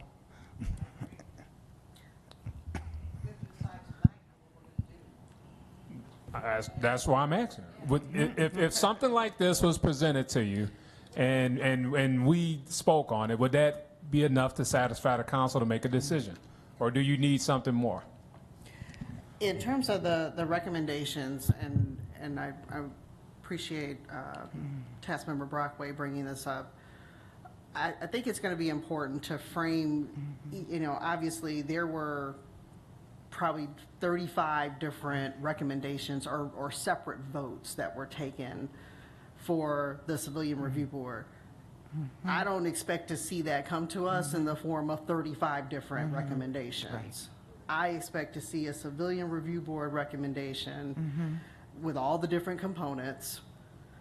What is the intent of the Civilian Review Board? What is it that the Civilian Review Board is supposed to address? What are the issues that it is supposed to address? That context piece that we've been talking about, and what is that recommendation? So, and if you want to put a subcommittee on it, put a subcommittee on it. I don't think it's going to take that much to have Kearns and West put that together in some type of written format that makes sense and that is readable and legible and digestible, because it's a lot of information, and get that back out to the task force without y'all having to meet again. It's going to be a struggle to get a quorum again. We had a struggle tonight with it. So I think there's going to have to be a lot of interaction via email with the leadership team in Kearns and West, with the task force members via the leadership team with Kearns and West to get this final and get this out. But if there are some specific things or structure that you all would like to see, I think that's important. But in my mind, as a city council member, I'm going to be looking for what is the recommendation, why is it being made, what issue is it what issue is it being made to address, and if there are some best practices. I brought that up more than a couple of times. What are the best practices around this recommendation that help support the recommendation that is being made? So that's kind of in a nutshell the way I think it would be helpful for the city council to get the recommendation, and also, and I don't want to leave out all the information that Chief Lally provided, but then also what is EPD's feedback on the recommendation, and how are we incorporating, because I kind of see this in, EPD's feedback on the recommendation, citizen feedback on the recommendation, maybe not all of this, but in general, residents seem to be in favor of this, or residents had more questions about this. They needed more clarity. So I appreciate Cynthia bringing more clarity to your particular recommendation that you made. So I don't think it has to be overly complicated, but it does have to have all of those components, because I think, just thinking in terms of myself and my colleagues and the types of questions that are going to be asked, we should anticipate that those are the types of things that are going to be asked, and we need to provide that. Understood. Would you think it would satisfy the council if we went with, because it would take a long time to read all of this. So would it satisfy the council to go with the what, the where, the how, a general overview on how EPD feels on it, community response, and leave out reading down the line of every single recommendation? You do not need every single line of the recommendation. Matter of fact, during several points of the different task force meetings and sub-task force meetings, I even mentioned that we don't need probably all of the wordsmithing that we had. I think that complicated issues and made things take a little bit longer than what it had to. But, I mean, we have it, but I just, I don't think we need all of that. Well, I think you can have it all and should have it all in print, just not for us to stand there and present the whole thing to the council. Well, and the report is going to be different than your presentation. Right. A report is going to be a whole lot more detailed. Your presentation should be bullet points. Mr. Chairman, I think essentially what we just want to ascertain tonight is, are there any of your recommendations that you all would like to revise substantively, not with clarification language, but just changes to the specific recs based on either the chief's feedback or the community's? Task Force Member Bailey? Yeah, when we ask that the age be 21 is kind of redundant. It's a state law. We don't need to have that in there. That's a whole sentence we can get rid of. Okay, well, let me, Chair, if it's okay, I mean, I was going to kind of collect. Oh, we could, that was just an example. Right, okay. I was just going to try to collect any that folks want to take up for change, and then we can go through them if that works for you. Any other comments in addition to that? No? Nothing? I do. Oh, okay. So, because I'm thinking of what Chief Lally had said about the appointments of the task force members. And you mean the Civilian Review Board? I'm sorry, the Civilian Review Board. And her suggestion about having that be a collaboration between to have the police leadership, union rep, and community member. That struck with me. That makes some sense. And I'm just wondering what my colleagues on the task force think about that. because that would be adding, that would be adding clarification to that section about the appointment process. I agree with that. When she said that, I think that's a great thing to add. It creates balance also. So far, we have the age minimum, that may be extraneous in the hiring section. We have on CRB, Civilian Review Board appointments, that there be a collaboration between police leadership, a union representative, and a community member. Yes, I just want to get thoughts from my colleagues on, on the dais. Because I think that it might be that it resonates with me doesn't mean that it resonates with everybody. And if it doesn't resonate with everybody, it's like, then let's leave things as they are. Is there anyone here that it does not resonate with? It resonates with us all. Okay. Me, it resonate with me. Okay, cool. One of the things that Chief, you did something that I thought was extraordinary. That even though sometimes, it seems like I'm disagreeing with you, but she went down the line and said a lot of stuff was policy, Chief. What did you can you kind of come up and step in, because I think we got a whole. I mean, it was a lot of stuff that was policy that we may not even want to put in here. Yes, so there were a total of the 38 recommendations to the Civilian Review Board, and there were items 1, 18 through 25, 27 through 31, 33 through 36, 38 to 45, and 47 to 54. Those are more administrative items, and my point to that was these items raise legal concerns and questions that need to be reviewed by the city's corporation council, to first if they're lawful, and to the extent that they need to be bargained with the police union. So I think that was the importance of making sure that whatever the recommendations are, it still has to go through the legal process. There may be implications for bargaining with the police union as well. But what's some of these things, policy that we don't have to, that you can pass in the sense of policy, you and the city manager can do without? I guess that's what I'm looking at. I'm not looking at. Yeah, the only thing I mentioned was that those specific recommendations needed to be vetted through a legal process. That's what I had said. Oh, okay, I'm sorry. I thought maybe that you were saying that some of these are policies that we don't have to, the council don't have to pass, that we could, and I thought we had talked about that previously. Number 12 is an example of that. 12 is where the recommendations are already part of practice in the Right. hiring process. Yes, that's what I'm looking at. Thank you. Larry, I would say that's one that we can strike. Number 12 is one that we can pull out just as I agree. the 21, the age limit. So just make sure everybody's tracking. So on the hiring, on page 2 of Vice Chair Cordova's spreadsheet, number 12, hiring, when it references, sorry about that, that can be removed at Task Force Member Brockway's suggestion, and then Task Force Member Bailey had mentioned the minimum age, which is recommendation number 10.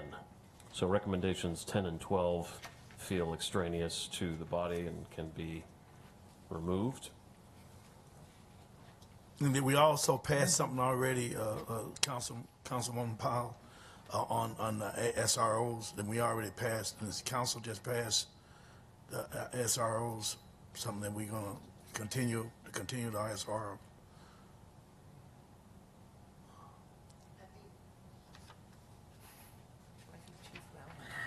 So, if I recall correctly, the recommendation was basically twofold, that we kind of revamp what we're doing, which we've already done, and part of that recommendation was to hire staff to do that.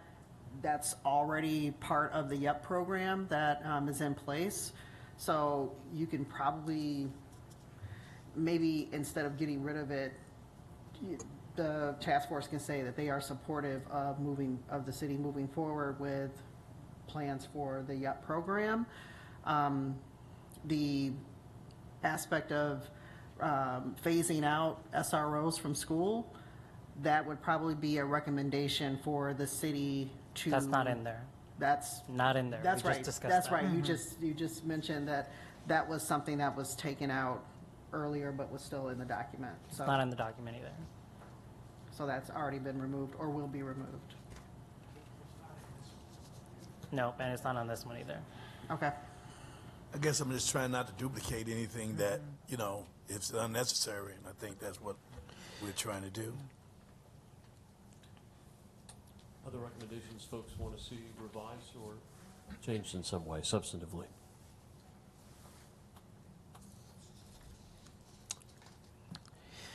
So just to recap, we have the change in reference to appointments to the Civilian Review Board suggested by Task Force Member Haben, which would be to include the notion of involving police leadership, a union representative, and a community member in those appointments, in discussion of those appointments. Task Force Member, do I have that correct?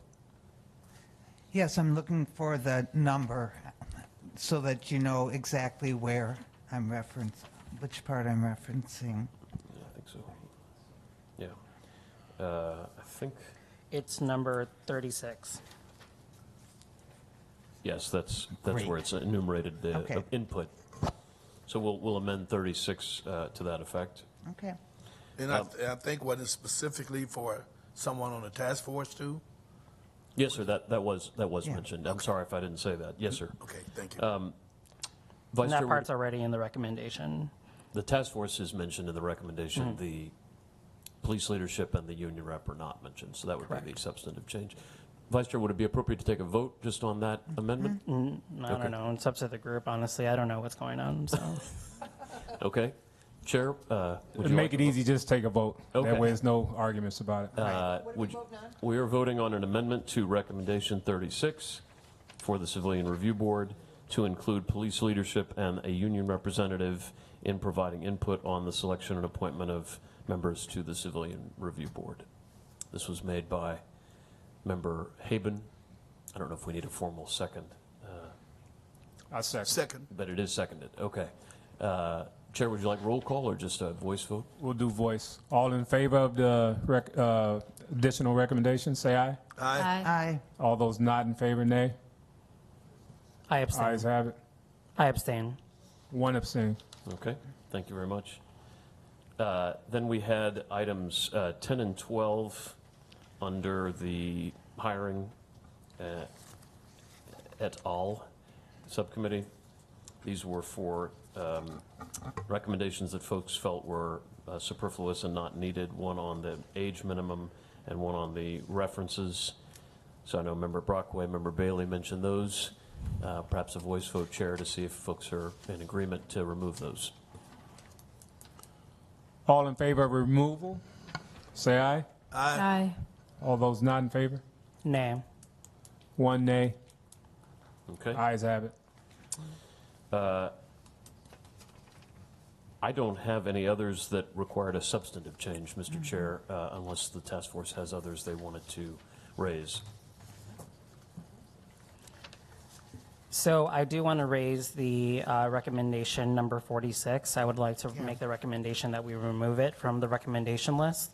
The reason being is that I'm a bit worried that if we include that, it may, how would I say, spoil the taste for some of the task force, some of the city council members from approving the Civilian Review Board altogether. I think that has been the most controversial. I think that the union has already agreed that the chief should be the main disciplinary individual within the department, and I think that that might cause a little bit more controversy than needs to be. So we're referring to the recommendation that says the city of Elgin should include in their collective bargaining agreement that the officers of the department are beholden to the Civilian Review Board, and Vice Chair Cordova is saying to remove that recommendation. Correct. So you want to remove it completely? Because I think the controversy was, and Chief's point was that it wouldn't be right to have her not be the chief, whoever's in charge, not be the final say-so. So would you want to remove it completely or just have it where So- it still reads the same, but the chief has the final say-so? So in retrospect, this is not saying that. This is saying that the Civilian Review Board is the final decision maker. The other recommendation that we approved stating that they are to make a recommendation of disciplinary action is kind of counterproductive to this.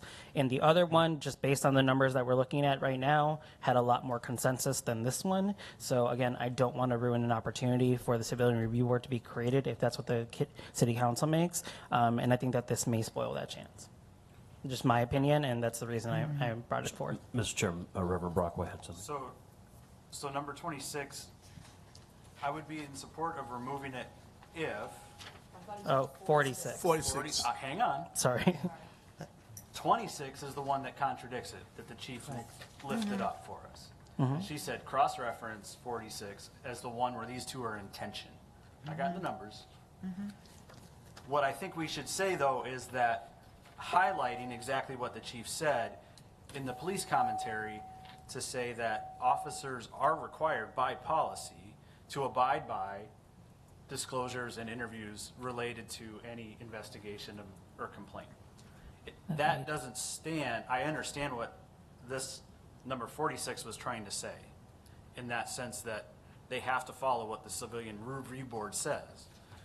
Already policy exists to say that they have to cooperate with any investigation that takes place.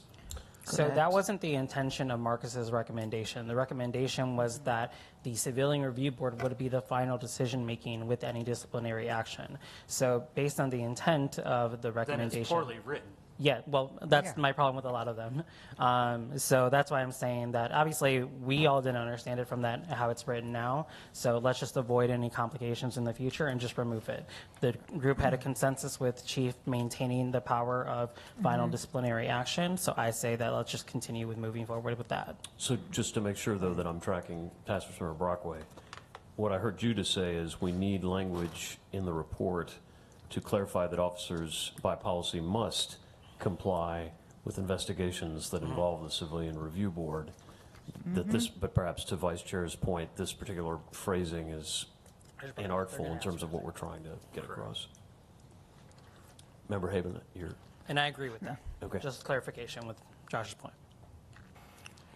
Member Keller?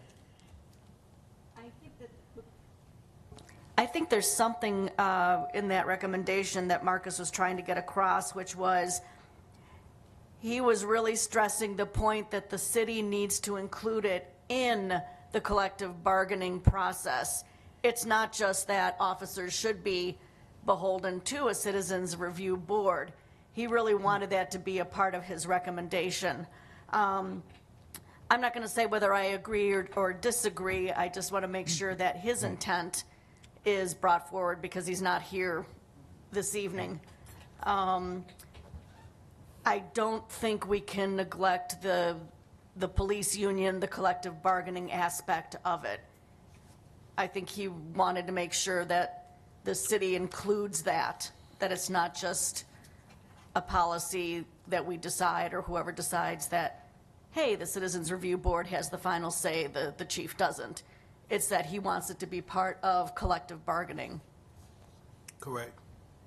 Thank you.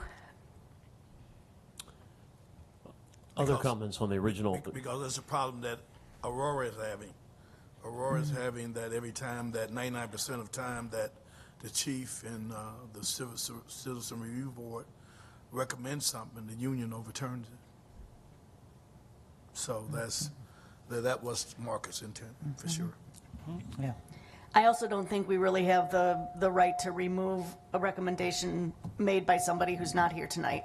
Right. And Marcus has been here, more often than not, and I don't think we can discount his recommendation. Right. Well, we all knew we were going to be discussing these I mean, recommendations today. it can be voted down at some point. I'm The just city saying council- that we all knew that these recommendations were going to be discussed at some point, and we Right. all knew that all of our individual recommendations were going to be considered at some point. So at this point, we're already late in the game. We have to get these things processed, and if we're talking about what recommendations have concerns, that's the concern that I have.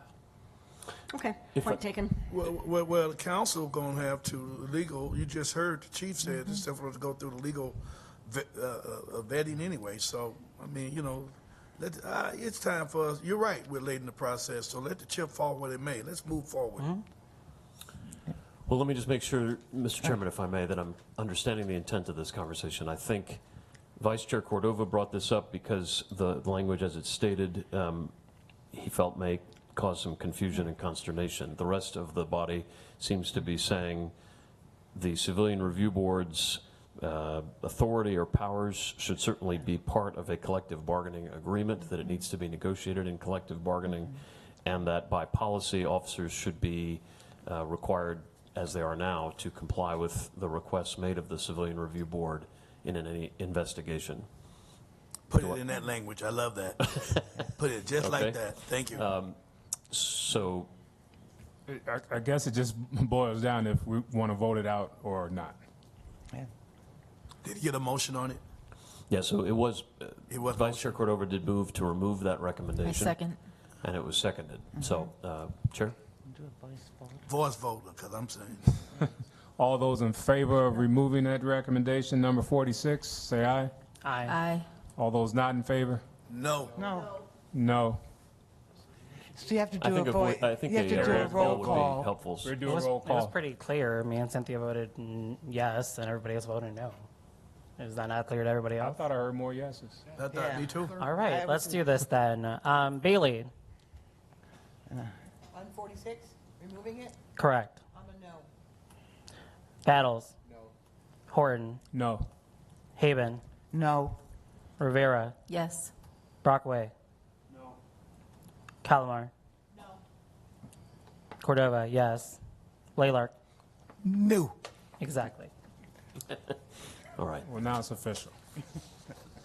Member Brockway, did you? So I have a question about 61, then, given what Chief said regarding the pre-arrest diversion program and its implementation already, working through both the Kane County representative writing to us asking for a description of the program.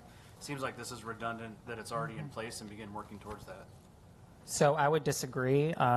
As someone who actually is volunteering in this program, I know firsthand that I unfortunately disagree with Chief Lawley.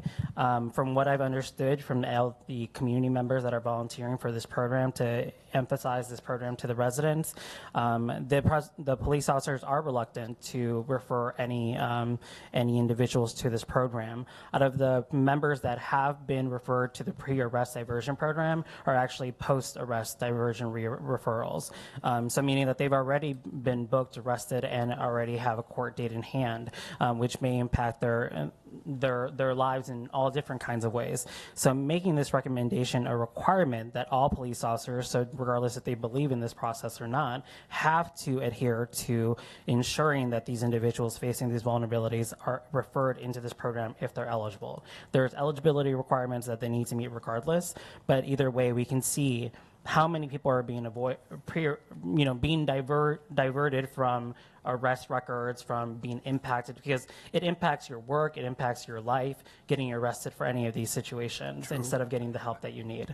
I'm not, So, hang on a second. I'm not disagreeing with that. I also heard from, in our police officer meeting, hearing that officers were approaching other officers about how to getting their cases into the pre-arrest diversion. So I feel like it's still a thing that's in process. So, it's but- not incomplete. But so we have to talk about the intention as well. This intention is that it makes it required.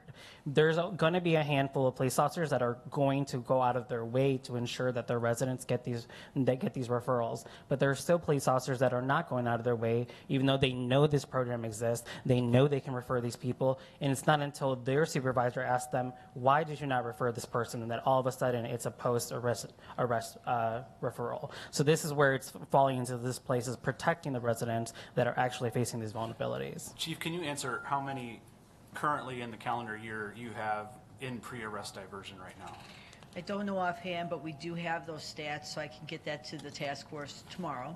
Because in the annual report, you said you had 5 in 2020. And it just started, so that was for 2021. So Correct. I can get you and remember, we started it in late 2021. And I just want to make some points about the pre-arrest diversion program. First, and I appreciate your comments, obviously. I know that sentiment of that the officers are not on board. There are some officers, it is a shifted philosophy. So to your point, you are correct. But that is few and far in between. I think a lot of it has to do with understanding the program. It's a new initiative.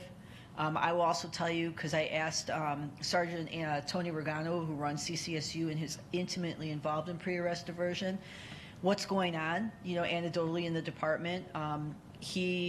In talking with officers, there's really 3 things that are happening. Officers are, by and large, already cutting breaks to people and using their discretion when it comes to encountering an offense that would apply to low-level offenses where there's a mental health issue, substance abuse. Those referrals are ending up in CCSU instead of pre-arrest diversion. So there's already, and then when you call people who have already been given the break, and now you say, hey, we're going to give you another break, it doesn't really make any sense. So that's an element where officers are already recognizing that sometimes people who are in contact with the police where there's substance use issues or homelessness or mental health, we're already diverting through CCSU. Secondly, some officers are making those arrests instead of pushing into pre-arrest diversion. That, again, is a philosophy thing. That's a training thing. It's a new program. And lastly, I want to stress this is a voluntary program in Kane County that the Elgin Police Department chose to engage with. There are some other agencies that want to see proof first. They want to see that this works. We did not come with that philosophy. We said we agree with what we're trying to do. It has to be for the right offenses. I also have had conversations with the state's attorney. I think that I don't want there to be this rumor or innuendo that the police department is not on board with it because 1 or 2 people may have had an experience. I will tell you our philosophy is we agree. We are on board, but it's going to take time. It can't happen overnight. It's not going to happen overnight. We're not tied to any type of grant funding. We're not tied to producing numbers, because there might be funding that's tied to the program. That's why for us, it's based on our encounters with people. Is this a good program to push people into? You are correct when you say that some of the arrests have made, and we're going back and looking to see if we can push them into pre-arrest. That's just a trial and error and making sure that we're catching those things.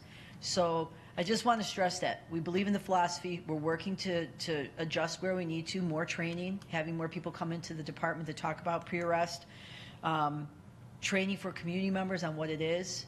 So we're working to ensure that we're doing it and it's being effective. So I just want to clarify that. And I can get you guys the stats tomorrow so you guys have that information too as well.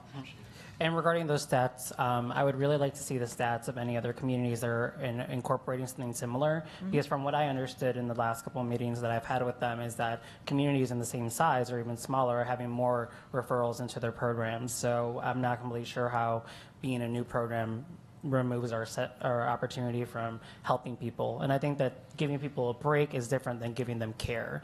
And I think that's also something that we need to incorporate. And when I say break, they are getting care. They're being pushed into CCSU, which is social services, referral, counseling. Yes. You and I talk about language a lot. That's why I thank you for clarification. And I want to clarify that. But also the stats, from what I remember, there are some communities that are just getting on board with it. And there are some, I don't know if that's... When I'm referring to stats, I'm not just referring to Illinois because I know we're the first city in Illinois that does that. If we can get referrals, I mean, obviously this program is not just in Illinois, so if you can look at the other numbers, that'd be great. I will definitely get you what's happening here in Kane County by tomorrow. That other stat is going to, that's not something I can do in one day. I believe if you reach out to the Kane County Sheriff's Department, they should have it. Okay. I would like to say something on this, Ismail. I appreciate, you doing this. See, I think that the task force is here to help, facilitate, help to even promote the things that, Chief, you're already doing, and also to even ignite. And I understand what you're saying, that it's not, Rome was not built overnight. However, there's a lot of things that we can do to help, because as I said to you and Adam both at one of the listening sessions, you know, in 3 years, you guys going to be retiring, and we don't know who we're going to get. We don't know if we're going to get Dracula, Wolfman, Batman, or who. So we got to move forward in these things, and I heard, you know, in 1954 Voting Act, at all deliberate speed, they wanted to segregate the schools, and look how long it took them to do that. And then when they did it, and then a lot of other things happened. But I agree with Ismail. This should really be put in to focus. So, and I understand it's a new program, but I do agree with and thank you, Ismail, for putting it together and also being up on top of it. Because when they presented it to me, when it started, I thought it was a great program. So I agree with you. So I do want to bring attention that we no longer have quorum. Cynthia unfortunately had to leave. We don't? Nope. No, Where'd she go? she added something to do at 9. Manager, is the quorum 9 for this body? Yes. Okay. Well, Are we still buying these? Member Brockway, I mean, even without a quorum, I mean, you're not going to take any votes here, but is there anything further? Okay. Okay. So we're pretty much where we left off even while we had a quorum with I believe you guys so. putting it together. Yes. We going with the recommendation from Tish on how to present it. Yes, sir, if I could. Kearns and West will be providing a draft report for everyone to review. It'll be in the form of either a Google document link or something similar. And so our ask will be that you all provide us comments by a deadline, probably in the middle of this month, so that we can make all necessary revisions, send you the final draft. We can draft a PowerPoint slide deck if you'd like, or just leave that to those who are going to present, either way. But we would be furnishing you with all of the materials and then leaving it to you to present them to the City Council. Okie dokie. May I suggest that you do put it in the form of a PowerPoint? You all have you have staff. We're volunteers Sure, here. we're happy to draft. Okay. And if I may, I wanted to give Joe just a moment as well, but I just want to extend our thank you to you all. It is a privilege to get to do this kind of work from where we're sitting, to be a part of such an important conversation in this community and one that is reverberating across the country. And we thank you for the privilege of getting to facilitate. I want to thank the city manager, the chief, and the deputy chief as well for giving us this chance to work with you all, and to Councilmember Powell and Shaw for your leadership. You all are making the world a better place, and we're glad we could bear witness. Thanks for your guidance. Ditto to that. It's been an honor and a privilege, and look forward to watching Elgin as you all move these recommendations forward. Thank you. Chair, I like to thank Joe and Larry. I also like to thank the chief. She have been with us for 10 months, and now it's time for this baby to come to birth. Since we have been this long in this relationship, so now we need to do what we need to do, and thank all you all for allowing me to serve with you all. I know sometimes I've been kind of radical, and that's my style. But I don't mean no harm. Yeah, but thank all of you guys. Well said. We don't know who we're gonna get next. Are we adjourning the meeting? It was adjourned when she left. Cool. It was adjourned when she left.